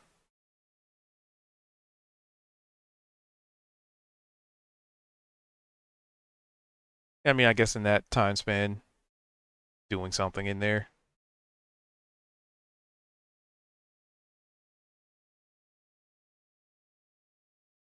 Ooh, ow. All right. So, who's doing what? I think Kali was trying to get a hold of people.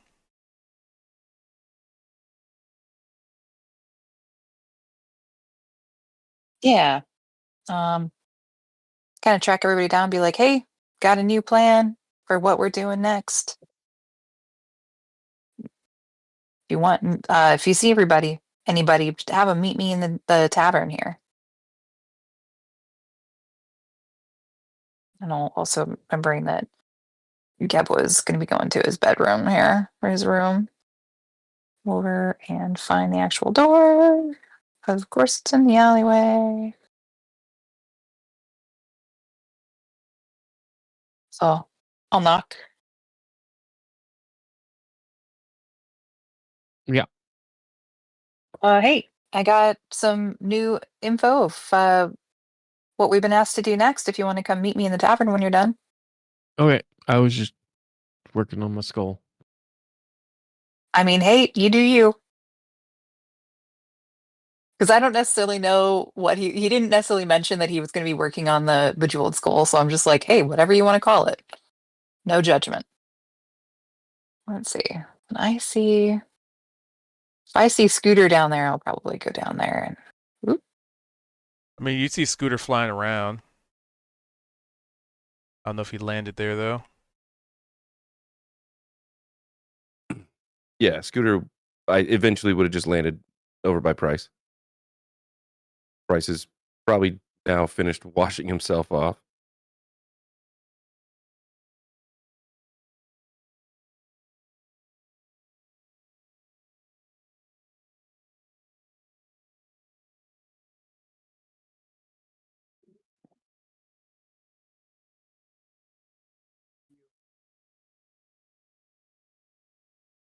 helps if I unmute. Yeah, so I'll just come down and be like, well, got some info on where we're going next. Come on up to the tavern when you're ready. Oh, okay. I'll be like, hey, Scooter, that was some pretty fancy flying. Honk.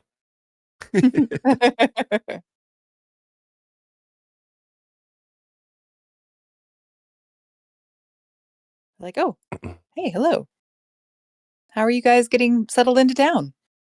I'll ask this guy. Or wait, no, that's our. That's the Was that old. the angry? That's That's that the. guy. Never mind. JK.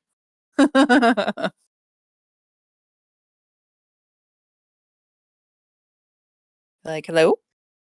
You Hope talk you're to well him. today.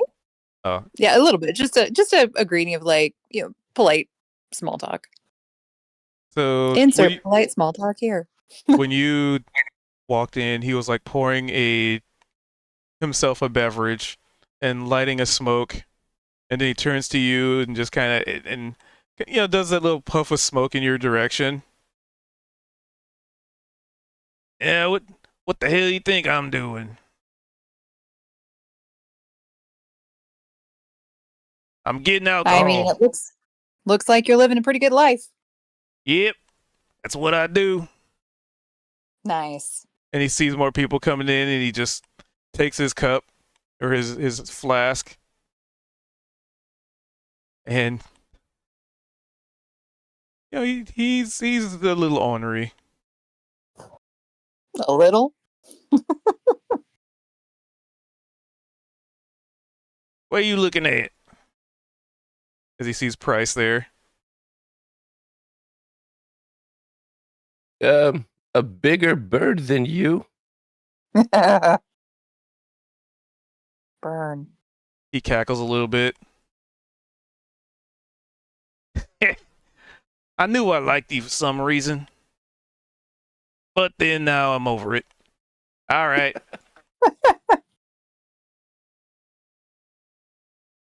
God dang youngins. Which was his house. This was his house. And you see him just go back into a house and shut a door.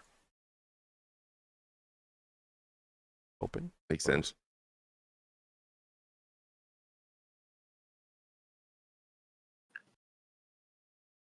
Damn. Well, I can hear Kaido snoring from here, so I'm going to assume that he's not joining us. But I just talked to Guild Mistress Luana, and she'd actually love if we'd go check out that monastery and basically be the envoys for new communication. Could always use some new friends up there. And we should probably keep an eye out for any large flying creatures. It's continuing to be sighted around the area. So do let me know if you guys see any of that, all right? As you see Scooter poking his head in the door. Be like, not you, Scooter. We already know and love you, buddy.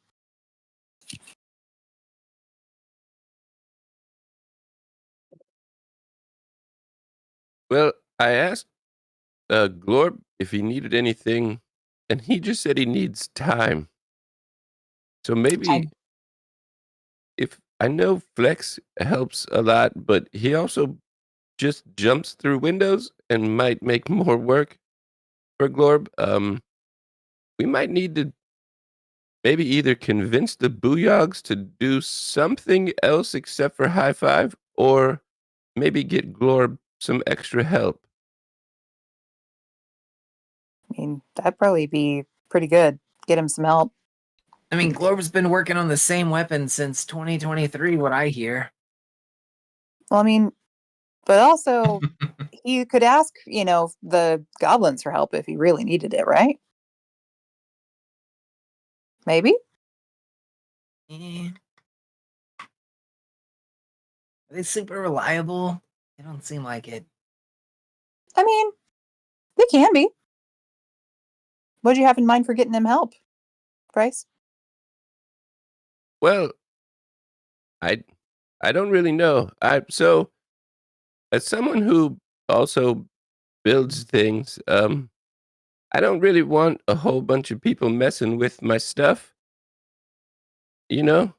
Um so I I'm curious if Glorb even wants help.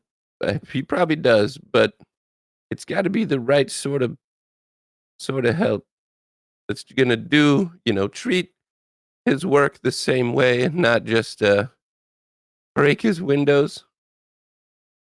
Yeah, that's true. That makes sense. Well, maybe someone in the monastery is interested in, I don't know, expanding their cultural understanding and maybe we can find somebody to help work for him. I mean, And if all the monks have to Glorb's have their stuff the developed new somewhere. apprentice. Yeah.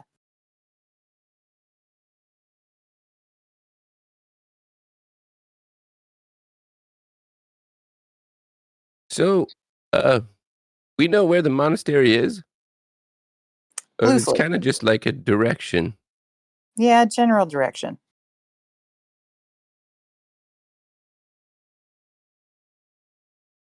Did But they should say be how able to much find this it. is paying? Well, I didn't ask that, but I'm betting that it would pay more than the other things that we could be doing. Like, we also need to go and connect at some point with the mole people and get them chatted up to establish some trade. But becoming the envoys to, the monastery and possibly adventuring along the way is probably going to be more likely to bring in more loot if that's what you're looking for. I was actually looking to settle down. They told me that they're gonna give me my own bakery here. Oh, yeah. I mean, if you'd like to do that instead of joining us at the monastery, I'm sure that we can get you settled in. Yep, I think that's the route that I'm looking to go, but I do have like some unfinished business that I was hoping we could get taken care of. Are you talking about getting back to the Astral Sea in your ship? Well, I mean, there's that too, but also, and I'm gonna pull out like at least one coin, right? One of these dark coins, and I'm just gonna flip it a little bit. Actually, for fun, I'm gonna set that coin on the table and see. What happens. Oh, It disappears. And then I'm gonna have like a secret smile, and then I'll pull out another coin. Be like, I need somebody to take care of these. and I'm gonna show this coin to everybody. So oh, you know how there are Genasi, which are like the descendants of these jinns and genies, right? And then there's stories of magic lamps and they grant you wishes and all that, right? sure. Okay, well, essentially, I get one wish per coin if I put these coins in, ley lines of like power and influence. Wow, that sounds a little bit sketchy, though. I mean, why wouldn't Could be they furthest from the truth. I mean, but why wouldn't they be able to do it themselves? Is there some Poor reason helpless that soul, they're not on our side of, this plane of existence or whatever. And in order to manifest so that they could bring goodwill to the people here, they need these coins placed so that they can like pull themselves in, like creating a portal. I'm gonna look at the group and be like, I'm thinking we haven't had the best luck with portals so far. Last portal we Oh. took got us presents. Well, okay, that is a good point. So this is exactly the same, except you get to pick exactly what you want. I am going to seek insight. So I'm gonna do this. OOC.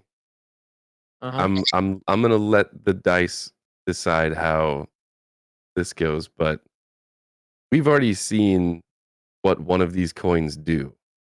Did you? I thought I was Was it alone when I put the coin in, and then it turned into like it shaped itself. Yep. Remember he did the stealth while you were Yeah, not paying we attention. didn't watch him put it in, but Price is trying to take it out like multiple times. Like, Oh, it wasn't in the shape of a coin when you were trying to pull it. So oh, remember I when you put the misunderstood coin that. when you put the coin in, it took a different Yeah. shape to like Mhm. fill the gap. I guess that was okay because I remember hearing that there was a gem in there. Okay, so that makes sense. I'll still just insight, but Oh, okay, well then I will also play this game. Oh,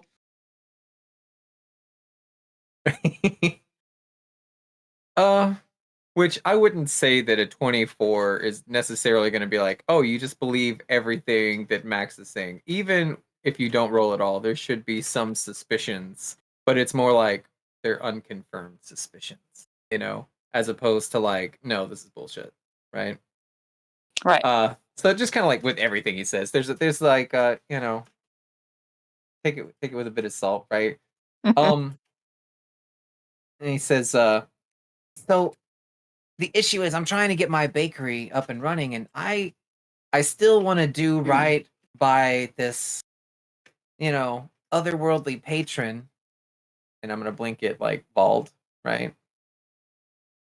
But as you may have noticed, I'm not the best fighter, and I don't like fighting, and I'm just a professional baker, and that's what I want to do. I just want to set up shop here and sell ham, just like any other baker would, or freshly baked goose. And so I was wondering if I could leave this in your very capable hands, and I'll just take one wish, and you can take the other three. I mean, So Vold, you can give me a, let's see, skill what this pertain to. It would be religion. Well, it was a particular choice of words.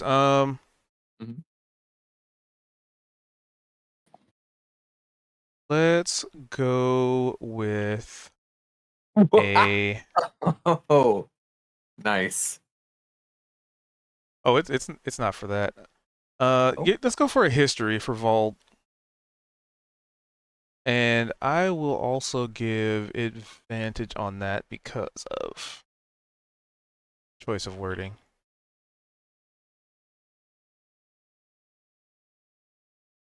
Oof.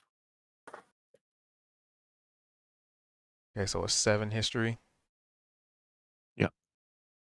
Well, I mean, your first roll was a 20.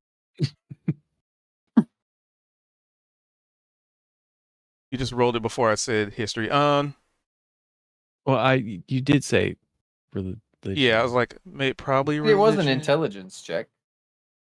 Yeah. Okay. In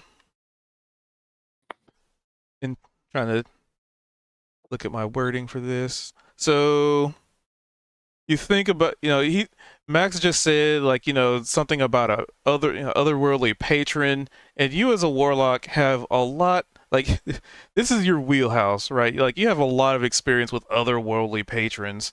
I mean, you are who you are as a result of them. So you could probably ascertain that just narrowing it down, the choice of otherworldly, whether or not it's legitimately otherworldly or something masquerading as such or whatever the case may be, that sort of just flips a little bit of a red flag in your head, in that otherworldly could probably mean, maybe fey, it could mean something devilish or fiendish, it could mean something from the the far realms, the really bad place for mortals. And I mean, just considering what you have encountered, I guess just putting 2 and 2 together probably has something to do with something in the outer space side of things. Just utilizing process of elimination. You haven't really dealt with a whole lot of fiendish things, especially ones that you haven't really interacted with any, other than fighting a couple of like devils. Right. And you haven't even really encountered anything fey, so that kind of leaves like maybe celestial or something in the far realm. And through that scope, you'd probably imagine Max probably not being in the alignment of celestial. So it's like, why would they give him these coins? And why would they give him these coins? It's like, what wishes could possibly come of these kind of things? Trying to give you enough information to work with. Because granted, Max did roll a 24, but you also did a nat 20, so it's like one of those, And it wasn't really on insight, it was just deductive reasoning. So as he's considering that, I have a few things kind of going through my head. And so just kind of on behalf of everybody, and be like, you know what, Max, that's the least we can do to help you out. If you're going to help, the town get reestablished, sure, We can help you out. So I'll put my hand out for the coins. Oh yeah, I will dump these coins into her outstretched hand. Yeah, yeah.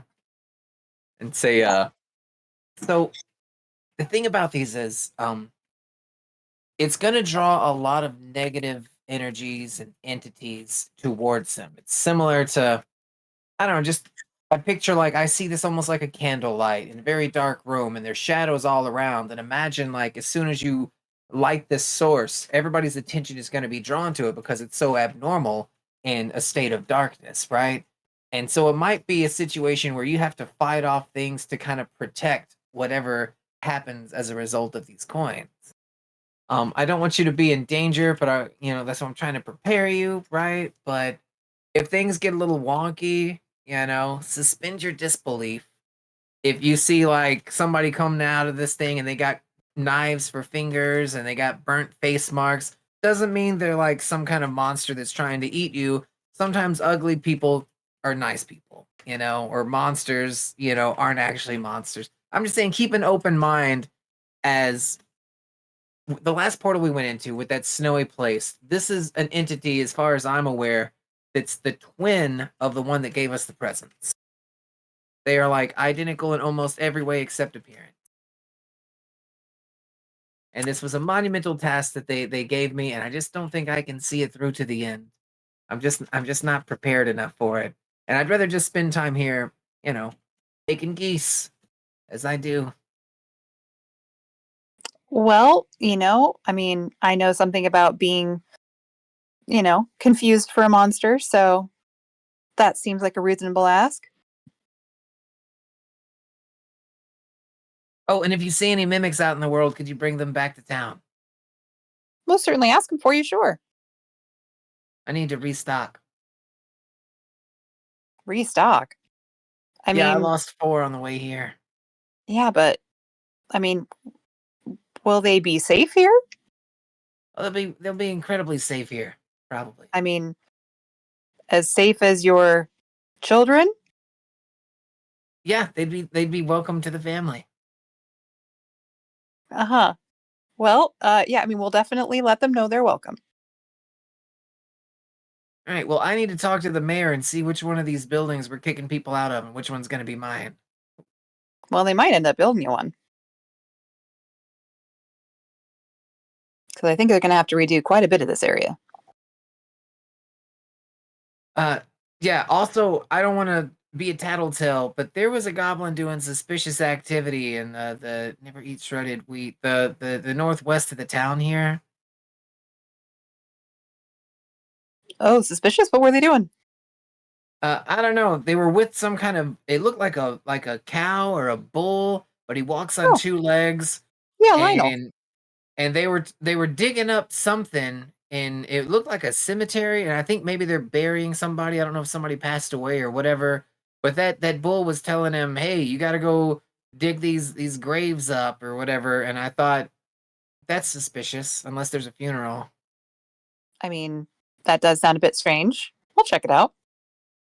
Yeah, I appreciate it. I got a ride coming in about 2 hours, and they're gonna give me my supplies. I need like flour and sugar, and like I'm excited about this baking. Next time you guys come to town, probably like in a week or so, I'll have this thing up and running.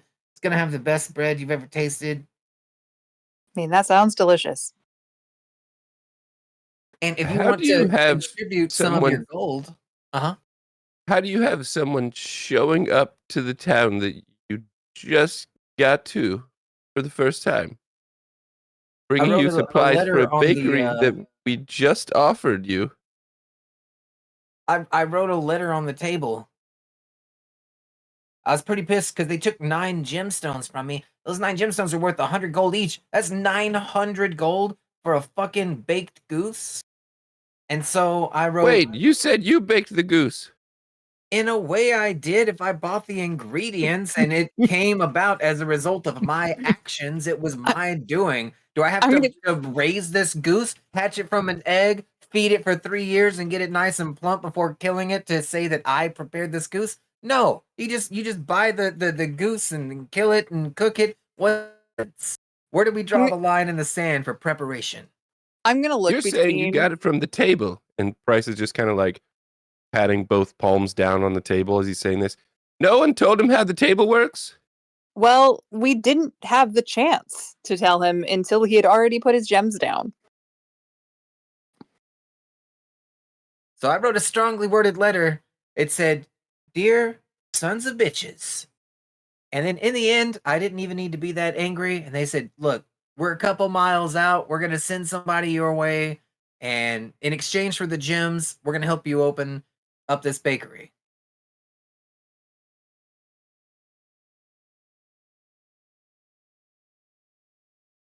You It all happened when you were put- playing with the dogs. You put a letter on the table? Yep. Oh.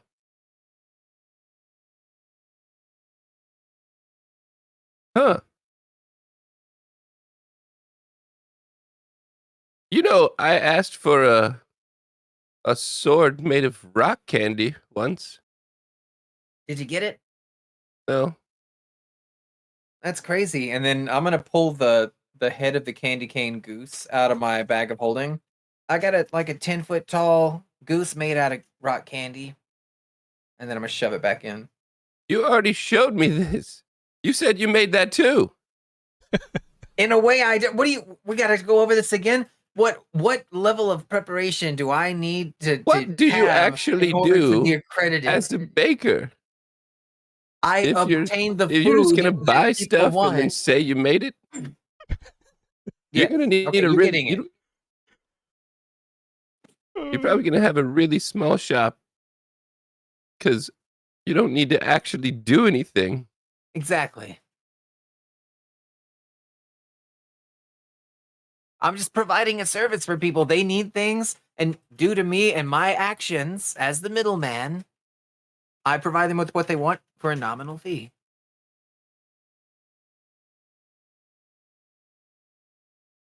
I mean, that doesn't really sound like a bakery that I've ever heard of, but I mean, this is the town of New Beginnings, so Right? I mean, I guess it Also, can't hurt to give it a try. on an unrelated note, this table will no longer be functioning as of tomorrow. Wait, why? It will What be did you- removed. Why? It's being repositioned into the new bakery. No, this is for the town. This shouldn't just be Correct. for you. Well, the mayor already okayed this, so. Okay, I'm gonna have to chat with the mayor to confirm that because, we love you, but you also like to lie. You Like, also a get to lot. eat for free. Did I mention that? But we already can eat for free if we so choose. Uh-huh. We And you can choose continue to. to have that privilege. You're welcome. Yeah, I'm not sure that's the best idea. And now I'm going to look to the other guys and be like, maybe we should bring him with us just to keep him out of trouble here. That might be a good idea. I'm gonna put your coins in my pouch. Be like, "Yep, it's decided. Max, you're coming with us. We'll have Alright, them I just need a get your- couple hours to prepare.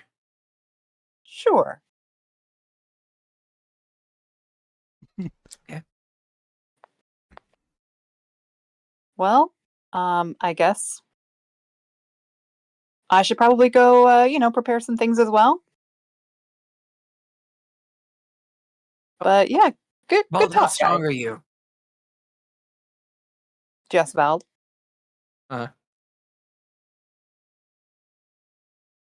Could you lift this table up if you needed to? Me? Yeah. Probably not. Hey, Price, when you leave, you don't need your goose, right? We're already determined if things need to be lifted, pushed, or used muscle, it's Kaito. Oh, good thinking. Never mind. Your goose is fine. We're gonna use Kaido. It's manual labor.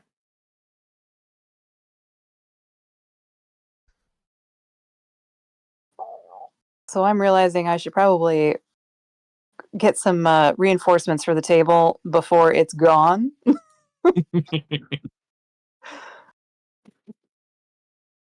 So I'm going to Zero. just like appear to like kind of casually walk out of the tavern, and once I'm like past the windows, I am like dead running up to the guild house. This is gonna be the best bakery this town's ever had. I'm pretty sure this is the best bakery this town has ever had. And he's pointing at the table. That was exactly my first thought when I got here. I thought, this is the best bakery this town's ever had? Question mark? We can do better. And we will. I'm gonna call it Max's. It sounds like you're not doing anything but moving it. We had What? this No. discussion like 2 moments ago where you already admitted that you're not going to do anything. I'm going to take orders, and then through my various actions, whether that be cracking eggs and stirring bowls with mixing powders in it, or simply wishing upon a magic table, I'm gonna So you're going to have procure- people pay you, people in the town that already get their food for the most part for free, are going to now pay you to get their food the same way? I've already invested 900 gold into this business venture.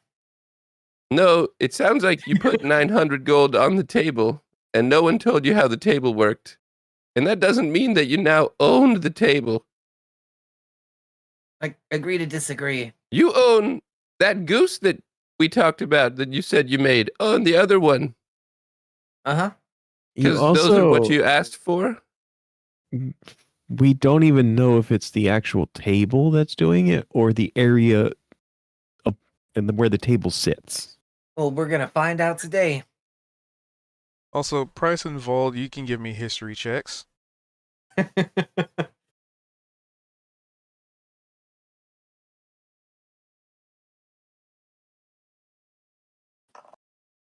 All right. So Vold, you recall when you got here, you didn't even have to like put like the you didn't necessarily have to pay for anything. It was just you came in, requested food. So Yeah. whatever's happened since then, something has changed because even the mayor like just confirmed it's like, well, now we gotta put money on it.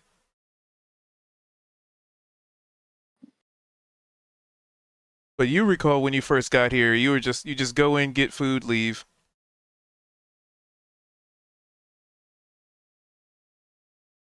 Yeah. Mm. We Just a didn't thought used to have in the to back of your head. pay.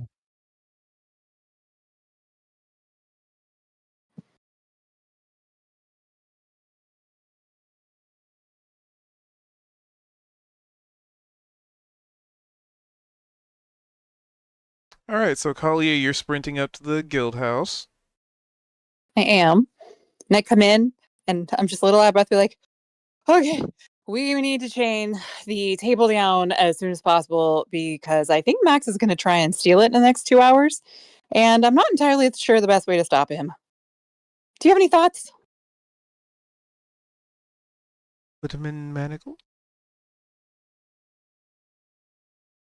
I mean, that would only be a temporary solution. I feel like somehow he'd be able to get out of it. Then he would probably be mad. And I don't think he's going to try and take anything else at the town. But I mean, you didn't approve or hear anything of approving moving the table, right? Not my jurisdiction. I will go ask the mayor to be sure. But also, another thing I think you should take a look at are these. And I'm going to come around and show her the coins that I got from Max. Like, he seemed to be on the up and up, but I have a bad feeling about these. Just based on how he then later described different stuff about. Are you familiar with these coins at all? He said that they belong to, I don't know, some type of subset of genie that casts wishes if you put them in ley lines, but it creates some sort of a portal. But most of the one we had a good experience with, but most of the portals we've experienced have been usually full of tentacles and nightmares and death. So I wanted to ensure that people with more experience in this than I have, took a look before we actually do anything with these and potentially, I don't know, I don't want to bring through the thing that we've been fighting at from the very beginning. Your concern has been taken under advisement. And do you, like, give her the coins? I'm gonna give her one of them, and then I'll keep the other two. Well, where did you say you acquisitioned these? Well, Max found them. He's been a little cagey on exactly where the story's been a little different. First, it was like they didn't exist, and then now he says that a djinn or some type of subset of djinn gave it to him, and that they're apparently good, aligned with good. And but so much of what we've seen with Max's tendencies is, I mean, he's pretty chaotic. Not necessarily evil, but he seems to be dipping a little that way. So I figured just be better safe than sorry. She puts a hand on your shoulder and just kind of shakes her head a little bit. Ladies of that persuasion are not the most trustable, I would say. I mean, of the chaotic in general, that can happen, yeah. Well, I am able to see through his deceit. I'm gonna wink at her when she says that. Be like, yes, his deceit. She quirks a brow. Be like, Well- that's between him and me, but it seems like you already know. Game knows game. Fair.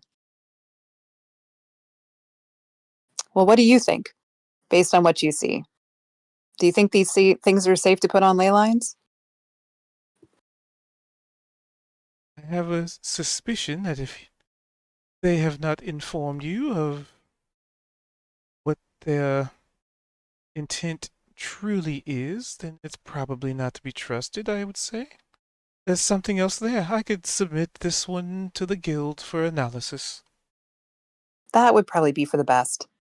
Have them send it back if it is truly harmless or something for good, and be happy to put them all on there, but I'll wait till we hear from you in the meantime. Very well. And she walks over and pulls, like, some parchment out of a desk and then lays it flat on the table and unravels it. And it has some, like, weird arcane inscriptions on it. And she places the coin in the center of it and just utters a couple of words, arcane words, and waves her hands over it.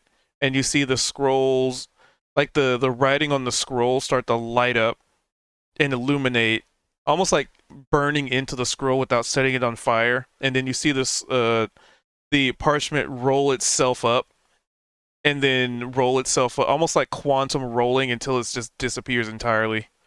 It just rolls infinitely until it's gone. I'm just gonna stare and be like, wow.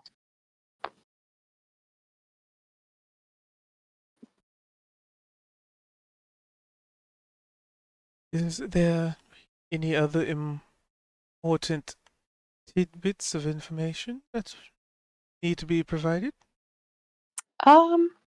Just if you see anybody trying to take the table out of the tavern, keep an eye out for that. I'm gonna go talk to the mayor because Max said that the mayor approved that, and that doesn't sound like something that Mayor Chungus would necessarily approve on the fly. But I do know Max is says he's hoping for a bakery, but I get the feeling that he'd rather not have to do any of the work that a traditional bakery includes, but we'll see. So if there is a room for him that we could set aside, that probably would actually make him feel pretty happy. But thank you. We'll let you know what else we find out. So I'm also gonna then keep trotting my way up to the mayor's house. Doo-doo. As you'd expect, there's a lot of people out and about around the mayor's house. Houses are still destroyed. Do I see Mayor Chungus in there I mean, not outside. somewhere? I mean, he's not outside, so not readily Okay. visible. I'll go up to the door. And are there people going in and out of the door, his house, or is the door cold? I mean, Closed.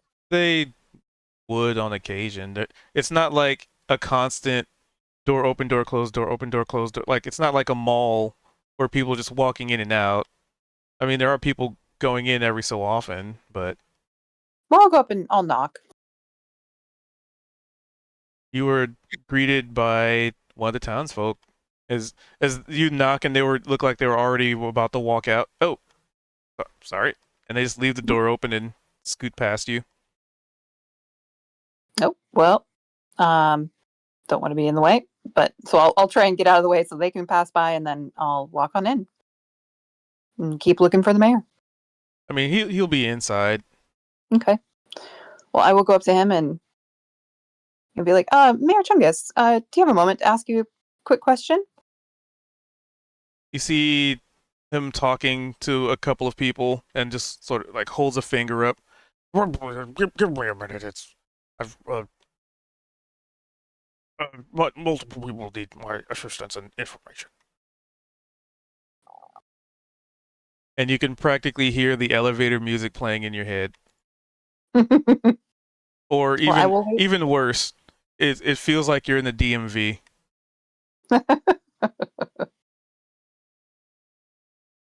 So while you're doing that, the folks in the taverna.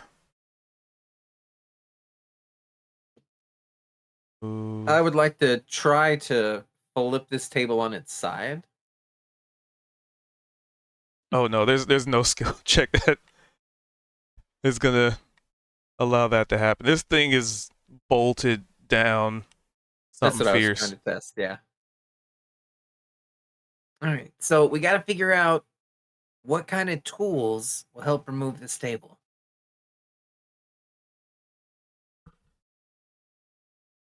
I looked at price. Called. I don't think we're gonna move the table. Like a Why saw. don't you just work in here? I was just gonna say, like your best No, I'm bet getting is my own There's building. no point. There's literally no point in having you have a new building that needs to be built.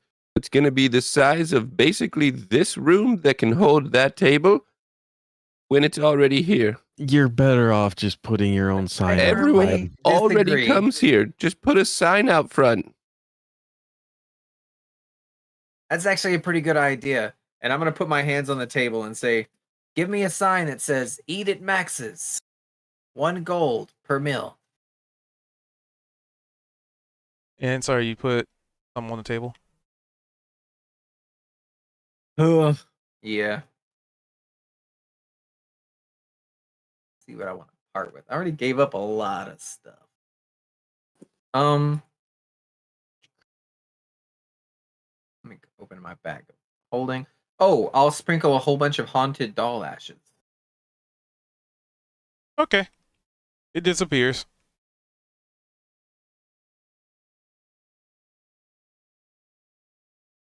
And what do you want the sign to say? Eat at Max's. 1 gold per mil.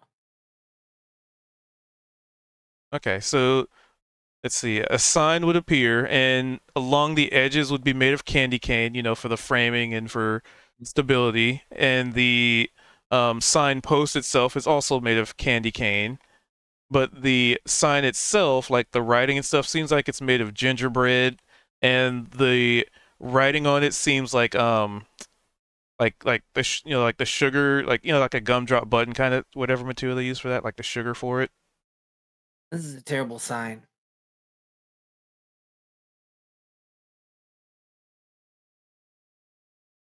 All right, I'm going to be back with a hatchet.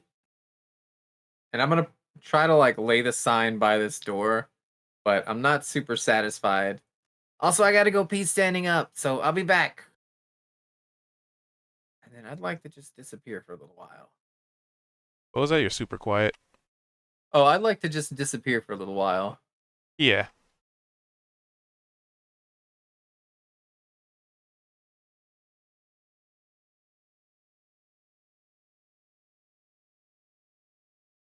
So That leaves an awkward silence for Vald and Price. Bryce is just like looking at Vald and he blinks a couple times. I think he's gonna try and steal the table. Oh yeah, he's definitely gonna try. But yeah, even if it gets taken to some other location, I have a feeling it's just gonna get put right back. Now this is a morbid idea, and forget I said anything. Scooter, cover your ears. What if we? What He if sticks his hand you in know? the Glorb shop. What if, for whatever reason, Max ended up on the table? He was. Just hear me out. He was trying to get to an airship, and who knows? There could be. I'm a used wagon salesman, and I'm here. There's no telling whether or not there's a used airship salesman standing on the other side of this table right now. That's true. He's gonna kind of hold his hands up next to his head. I don't know. Just weird thought. Also, don't really want to lose our source of all of our food.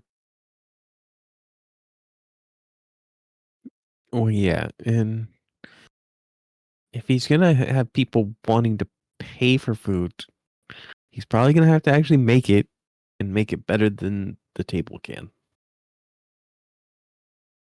I don't think that's part of his plan. I think he's just gonna try and extort the town for food that they were already getting.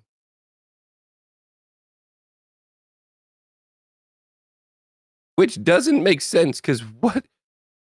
He just gave up all of his coin to the table, like he didn't even really care about it. And then we don't have to pay for anything here, really. We have, well, I guess we have to put in a little gold for food, but it's not like there's a whole lot of shopping going on here. I don't know why he needs to take everyone's money. Yeah, I don't. Maybe it's all about the hustle, not about the means at the end of the hustle. You know, I think you're onto something.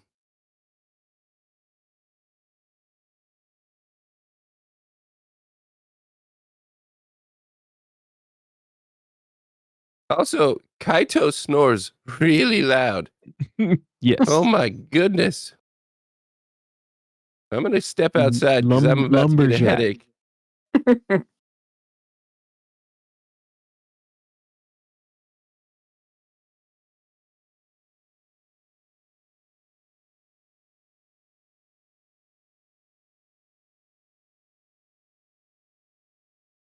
Yeah, so Bryce just walks outside to probably poke Scooter, and Scooter will just, get spooked a little bit, pull his beak out of Gorb's shop.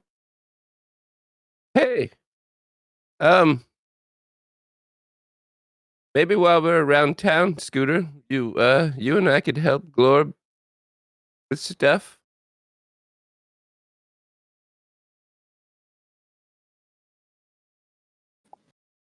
So Bryce is gonna, I guess, try and follow up with that.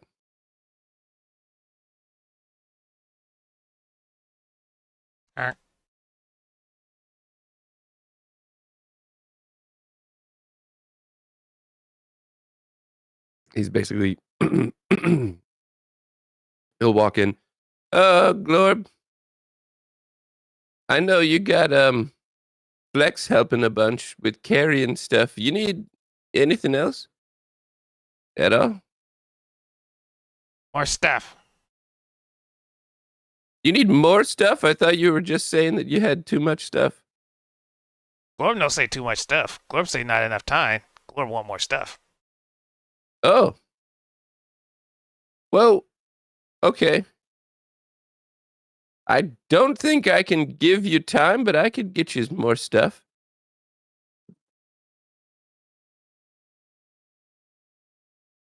He gives you a thumbs up. Glorb likes stuff. You All got that any stuff. stuff in particular? Shiny We've- stuff. We found some shiny stuff. Here, Glorb. Look at this. And Price is gonna pull out the where is it? The lava ruby that he grabbed from the lava.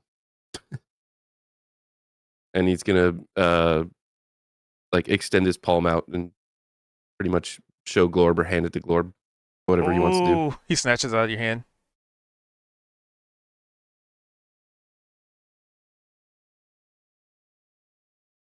You ever seen anything like that? I found that in lava. Ooh. He stops what he's doing, goes over to the forge that is currently burning hot, and he drops it in and watches intently. Okay, what did it do in lava? It was just there. So there was a whole bunch of lava, and we ended up draining a bunch of it, but it was still kind of like molten. And I saw that glistening at the bottom, and so I grabbed it. And it hurt, but I got it. He What taps do you his think? chin. We see results soon. Okay. As he just watches the dancing, flickering shadows and the light of the forge that's currently burning. Price is just gonna kind of hang out. He's probably like, for whatever reason, I can just picture Price just almost like, not really dancing, but just if you remember the for those that have played Atlas, that little like bounce dance that Hubert would do. Price is just kind of like doing that in the corner. Just not really All right. staying still, but he's just sitting there waiting. So while nothing happens for a while, you can give me a perception check out of sheer boredom. And Vol, you would see a group of like 3 goblins. Okay, you'd see them. So you would see a group of like 3 or 4 goblins just walk into the tavern. And they just start, and they have like little, like, obviously goblin quality weaponry, and they have like scimitar, like, a couple have a scimitar, a couple of clubs, and they just walk in, almost like a mob, like they kick in the door, and the camera just focuses on them as like the doors in the backdrop, and it's like this squad of like 4 goblins, and they're all striking a pose as they enter for thematics, not really for any other purpose. And then the first one points at the table.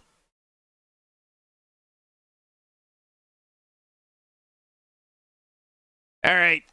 You know what to do. And they just start smacking this table with their shoddy weapons.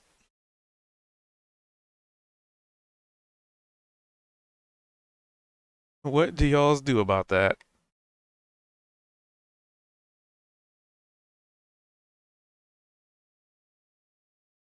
The table in here. Mm-hmm. The food table. I would walk by and grab each one of their weapons out of their hands. Give me, I guess it would be athletics base. So give me 4 separate athletics checks. That's a nope. That's a Oh nope. no! That's a nope. That's a nope. Against who? The 4 goblins.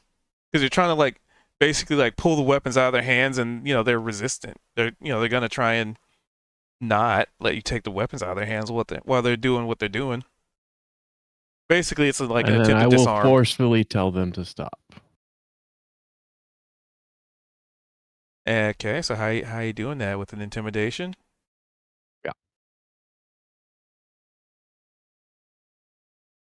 Hey, I strongly encourage you not to be doing this. A big, huge goose. I'm writing you head. a strongly Just- worded letter to. Like that's such a perfect like corporate like way to do. I strongly encourage you to not destroy this table, else you will fall to harm. Please evacuate. Human resources will see you if you mess with this table. Yeah, and as Vald's saying this, Scooters has walked over, followed these goblins in, and just has kind of blocked the door, and has his huge bird-like face just stuck inside, beady eyes staring at the goblins. Are you gonna do the thing? Are you gonna do the thing? Thinking about it. Depends on what their reaction is to what Vald says. Let's see. Let's see what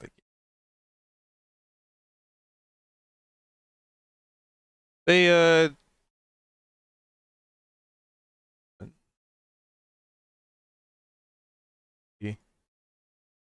they all pause.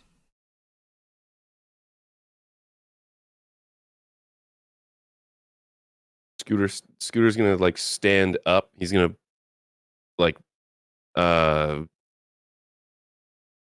of allow them room to move past if they are gonna try and leave.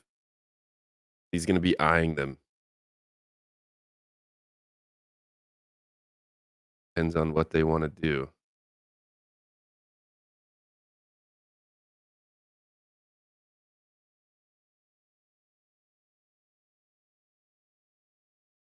I mean, they stopped.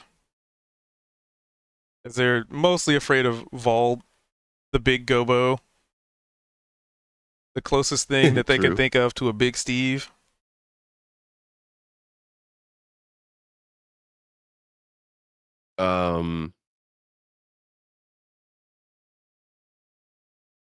So yeah, I get if they're not doing anything, Well, Scooter will just kind who- of stand Who put and you up to this? wait. As I address them.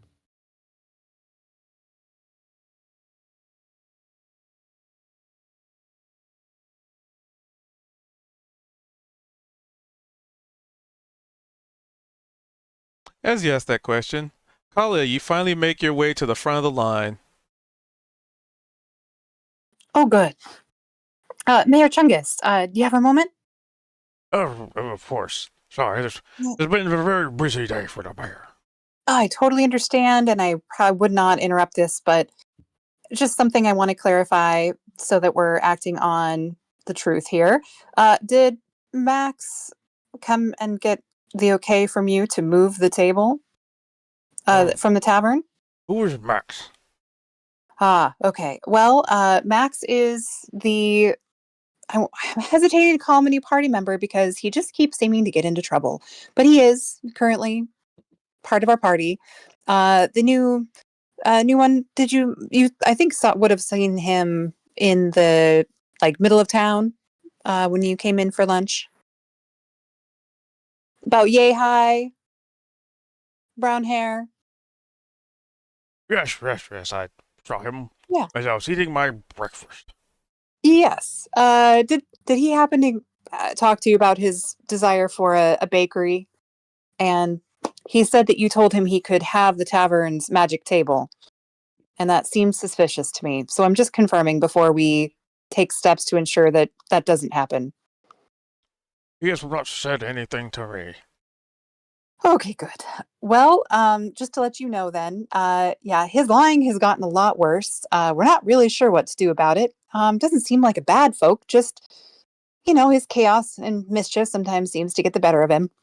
But yeah, just so you know, we fully support him having starting a new bakery here, but we really don't want him to take advantage of the townsfolk by commandeering the tavern table. So just if you see him, yeah, he definitely, we would all support him getting a bakery, but just be careful with that one. He's sneaky. It sounds like it may be best to better vet your compatriots you bring. Well, it's something you only learn through a lot of time with them. And, it seemed innocent enough, and now it's just getting a little bit trickier. But yes. So just wanted you to know and wanted to check with you to make sure that you hadn't given the okay, because then I'd sure feel like a jerk. But yeah, sounds like that was not the case. So thank you. I'll let you get back to it. I better get back there before he finds another way to get the table out of the tavern. And if anything happens, I mean, he wouldn't be able to destroy the table, would he? To your knowledge? I can't say anybody's ever tried. Fair enough. I mean, who would normally want to do that given how helpful it is? But okay, well, thank you. And we'll keep you posted if there's anything else that you might need to know. But good luck with things. So I'll head back out and make my way back to the tavern as reasonably fast as I can. And As I'm you just notice, on my way down.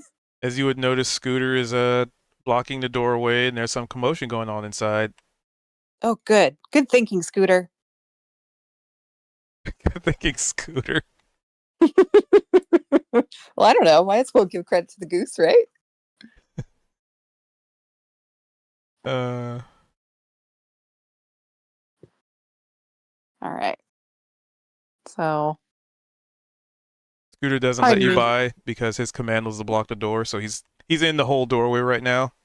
You use can arrow I keys to see move. past him at all? I don't know, Goose. Well, I mean, like, Yeah, is he- there? Yeah, So oh, he yeah. had made room for the goblins to leave. So there's Okay. room. Okay. Well, I will. Oh, I will apparently get stuck behind Scooter. You Whoops. can Come on. use your arrow key to select, and then you could just Oh, move with there we arrow go. keys. Or Even you better. can left Thank click. you. There we Yeah. go. Here, I'll just put 4 goblins on the board so they can at least have All right. visuals. Good. Table's still here. Okay. Well, I confirmed that the mayor had not heard anything about Max's plans whatsoever. So, For the setting too, there are 4 goblins in here with weapons drawn that are There. kind of just like standing at the ready, staring at this table. okay. So I'd probably just like push by them, not even thinking anything of it. And Well, if their any of them tokens give me change grief, like that. my arms will become longer. Oops. Oh gosh. Yeah, I'll just use the Here. tokens, whatever. I say we propose a town-wide max ruling Yeah. that anything Max says needs to have a Be passed by Luana first. that or by somebody has to vouch for those words being truthful Well, I'm before thinking anything not happens. yes, but not just anybody, because if another goblin chooses to vouch for him, that's not necessarily going to help. So I think it's got to be one of us or Luana that vouches for what was said before it's taken as truth. Yeah, that's a Otherwise, I'm going to put my hands on my hips, be like, otherwise, he might have to go in the table. And I'm just going to shake my head, thinking like that would be awful. That would be absolutely terrible. well. I could just banish him back to his original place if he wants to go back. I mean, he did say he really wanted to get back. Could always offer it to him.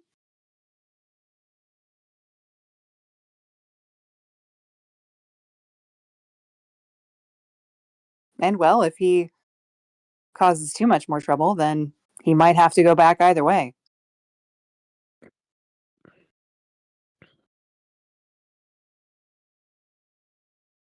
So you were asking the goblin something?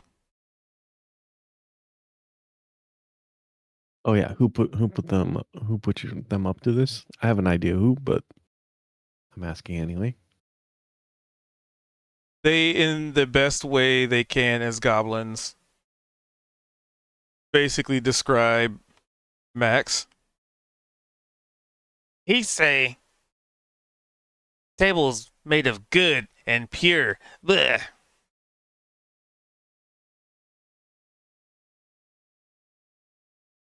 Then he say Well, burn table.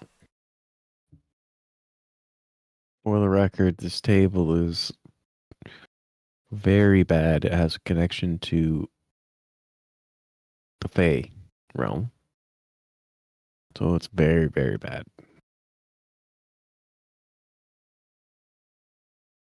When did Ah, the goblins start listening to some new person? he say table good. And we should smash. And we smash. And you didn't go through your chain of command? Nope. Okay, I will see to it. You four are going to get court-martialed. What court martial? You'll be disciplined. What discipline? Very good stuff will happen to you. Ah! They throw their weapons down and run out the building. Ow!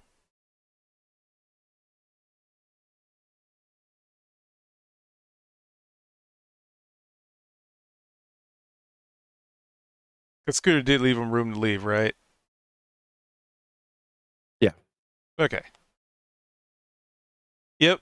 You say good things are going to happen to them, and they're gone.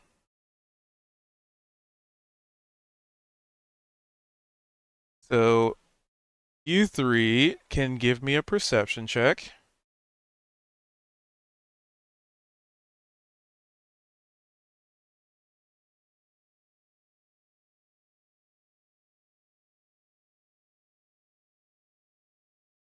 All right. So, Price and Vald, you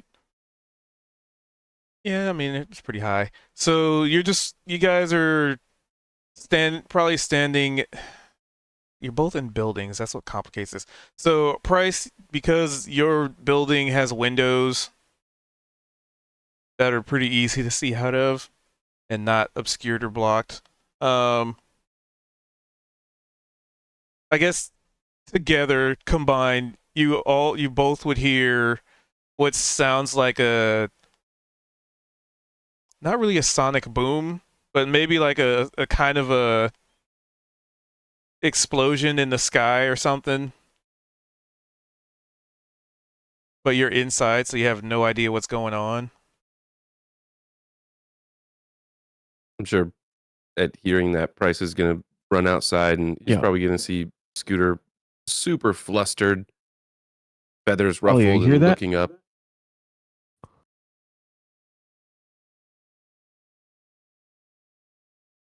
What was that? You hear that too? Oh, yeah. And you Calm look down, up, Scooter. and you look up, and you see. I don't think any of you've really ever seen anything like this before. So, you would see this very large. It looks like there's some kind of weird, like biological influence to it, but there's also, there's also material, like some wood, maybe some metal trim, but it looks like it's taken on some weird obscure shape of like maybe a boat, but it has like a motif that looks more like a dragonfly or something. It just looks really weird, but it looks like there's space, like a deck where like people could probably stand. It's huge.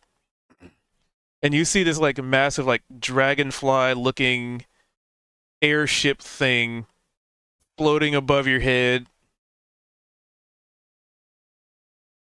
And the thing is massive. But you have never seen anything like that before. Is that a dragon? What in the world is that? It looks like a giant bug. But it's moving kind of weird. That's crazy. Is it like hovering or is it like going in one direction? It's going in a direction. It's just Where like is it flying heading? over the town. Like, And what? I With- think I just pooped my pants. Well, that sounds That was- unfortunate. You need some soap? that was yesterday. So with the 17 and the 18, you two, actually, even with the 13, we'll say you all could see it. Because he probably would not be hiding the fact. You would probably see Max standing at like the head of this creature boat thing with like a foot on like Captain Morgan stance, like 1 foot on the deck or whatever, slightly elevated, and their chest puffed out, and the wind in their clothing. And I'll let Max describe himself. I won't take that out. This is Max's moment. Yeah, I mean it's exactly as you're kind of describing it here. It's this shorter person that you've known.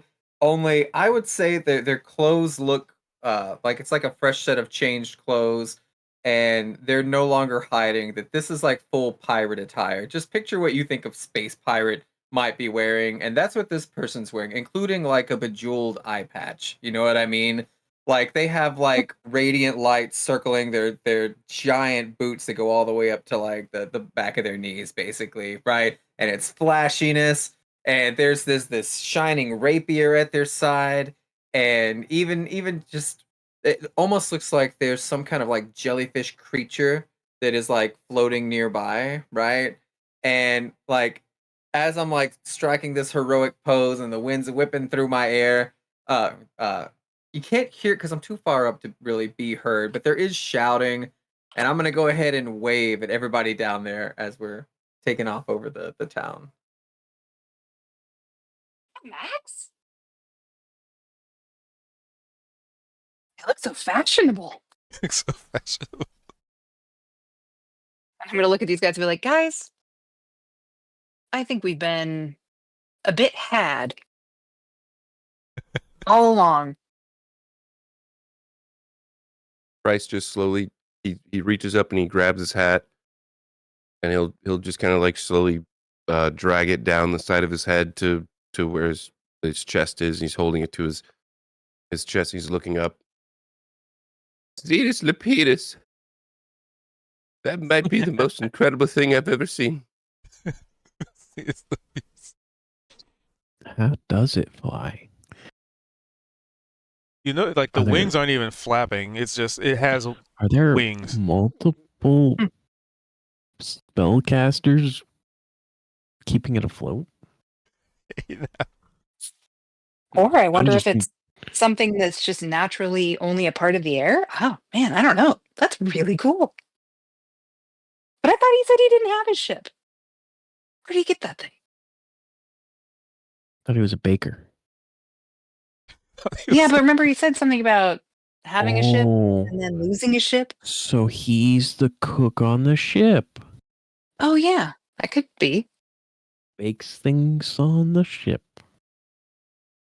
Anymore, I'm just beginning to wonder if all he bakes is big stories. I'm gonna use the skyride ability. And so trailing in like clouds behind the ship, it's just gonna say, "I'll be back for my table." XOXO Max. Well, I'm going to turn to the guys each and say, we're going to have to find a better way to secure that table in this tavern. And as the final writing in the sky is made visible, the massive dragonfly motifed, which it's really hard to tell. Like, is it really a dragonfly? Because some of it moves like it would, but I guess you'll never know, because it quickly accelerates, pointed upwards to the sky, with Max at the head of it. and it just flies up and up and up until it's just a speck in the sky beyond the clouds and gone forever. Is the sign that Max got from the table still right outside? Yep. So Price is gonna walk over and grab the sign. Well, we probably don't need this anymore. And just like someone had done with one of his signs prior, he's gonna put this sign on the table. Here you go. You can have this back. And it disappears.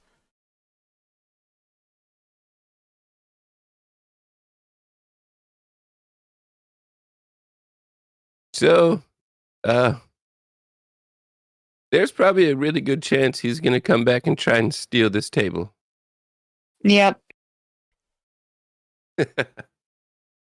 Okay, so we get anti-air artillery. Table Defense Force. Yes. Oh, that's Table cool. Force 5. Giant spell casting cannons. Well, I mean, with a dragon flying around too, it's probably going to be good for us to have some type of air support or air Mhm. protection. Let's get Glorb on it. I mean, yeah, he just probably doesn't have too much to do. And with I'm the sure. big giant dragonfly, we just need a He- giant fly swatter. Oh, in fact, Ooh. somebody should go pull him out of the his shop so he can see it. He can I see bet what? if he sees it. The ship. Oh yeah, it's already gone. Never mind. JK. He was so I gave him that ruby that I plucked out of lava. And I think Oh, he yeah? put it in the forge and he's trying to see what it does. Oh. And you He know, also was requesting time, like I said before, but then when I asked him again, he just said more stuff. So I think he's just happy always having too much to do. could be. Crafters get like that. Oh, fuck. Speaking of which, I need to make another wagon. and on that Oh, yeah. realization, we'll wrap up the session there. Very good. The exclamation point of, oh crap. That really is the perfect time to wrap it up. Nice end note.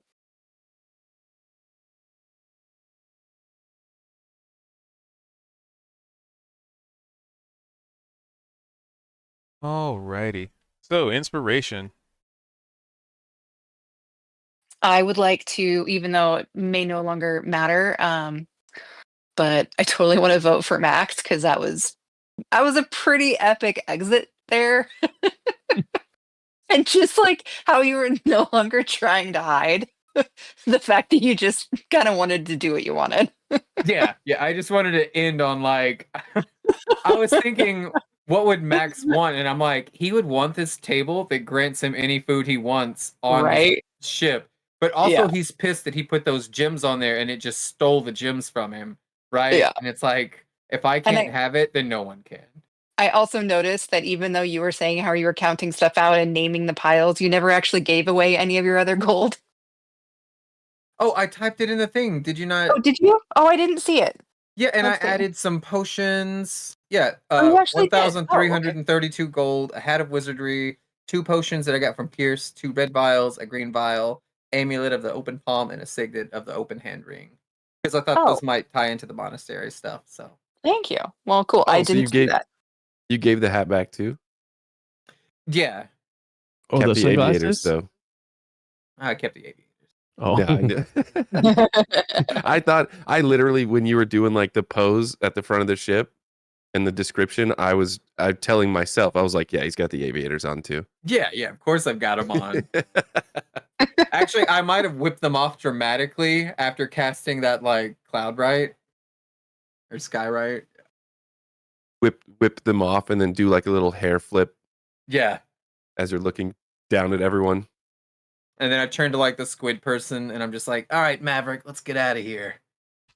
Okay, so when all is said and Oh done, hell yeah, baby!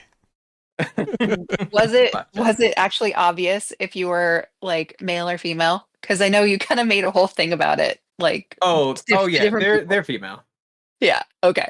and they're like their name's not Max. I should have wrote my real name instead of putting Max at the end. But then I'd be like, what if they don't know who I am? We'll just put Max. Yeah, that was great. It's Hubert and Taya. I kind of think it's funny to just think almost retrospective about the character. Like maybe you don't even really realize what your real name is anymore Yeah. because you go by Right. so many different names. Kind of like a Doctor Who situation. It's just another persona. Yeah.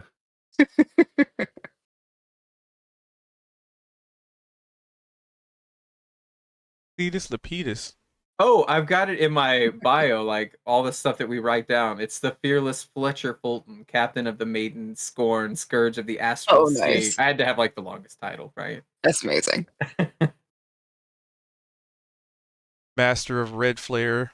But to be fair, that was a fake name too, because they were pretending to be their dead uncle so that they could Yeah, have the that's ship. not Yeah. your real name. I know your character's name.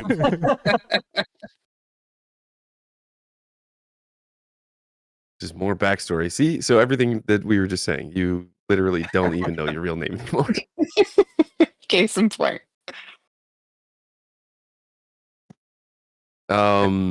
So I know.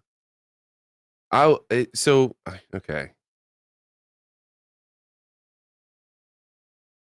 If Max gets inspiration, then let me give Cuth inspiration. My vote is for Cuth.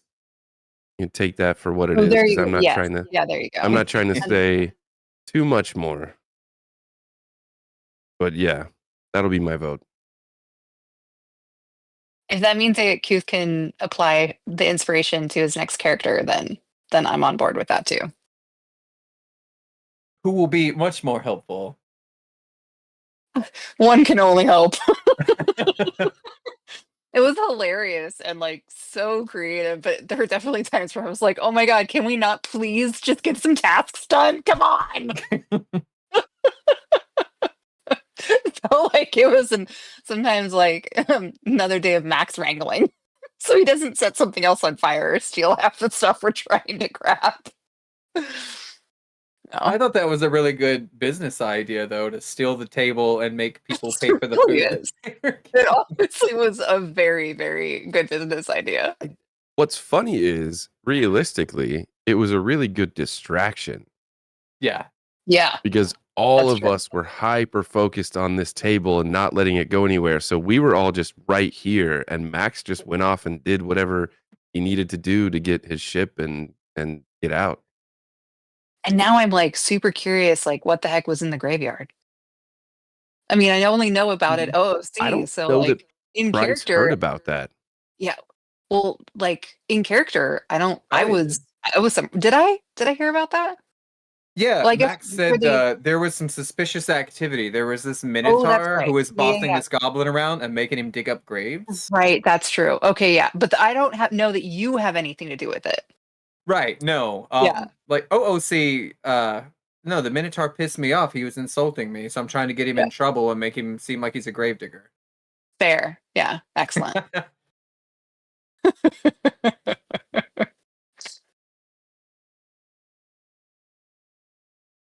All right. Well, that was fun. For it being in town day, it was very eventful. There was a lot going on.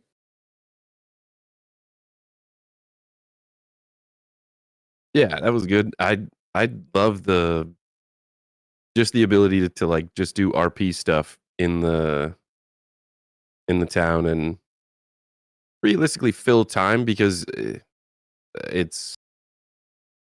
it makes sense to me to have us spend time in the town, not just we just spent so much time off doing stuff, Mm-hmm. and then we Yeah. came back and it'd be like hi bye type Yeah. of situation. It just because this is the town development is kind of an overarching goal, so Mm. Mhm. Yeah, I think these sort of sessions are meaningful, and we didn't have Kaito, so um, we being able to fill time is important as well. Yeah. All right. So I'm gonna.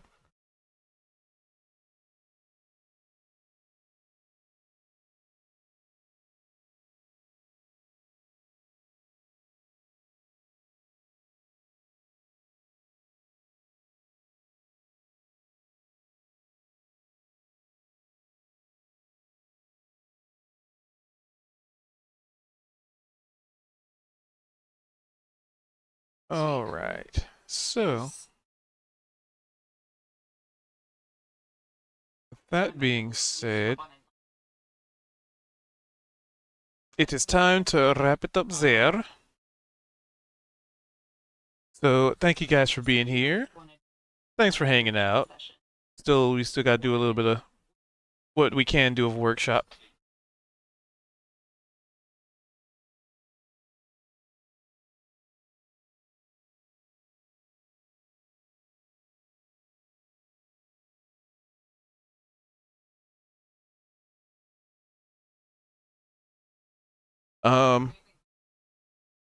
Yeah, so we're gonna wrap up there. Thanks for being here. Thanks for hanging out. We're gonna do some workshop stuff to try and figure out the next edition. And yeah, so pretty much we do this every week at Wednesday at 5:30 Pacific. So sorry. They've already started asking workshop questions. So I'll wrap this up quick. Yeah, we do this every Wednesday at 5:30 Pacific.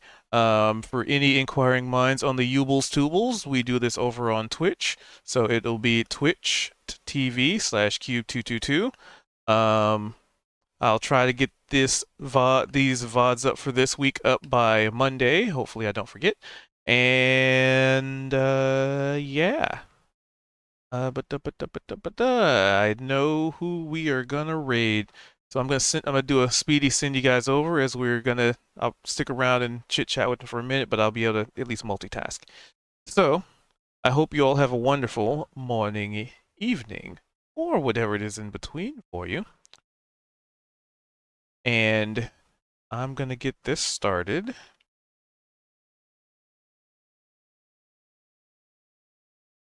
If I can spell right. Okay. So this person is also running D&D. They rated me yesterday, and I get to share the love and send people back his way. So, play nice, be good to each other, and catch you guys again tomorrow, because tomorrow is normal variety stream stuff.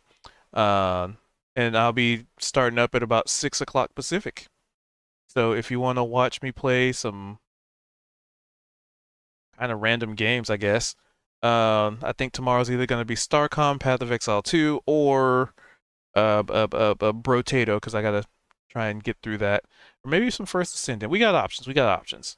But until the next time, have yourselves a wonderful evening.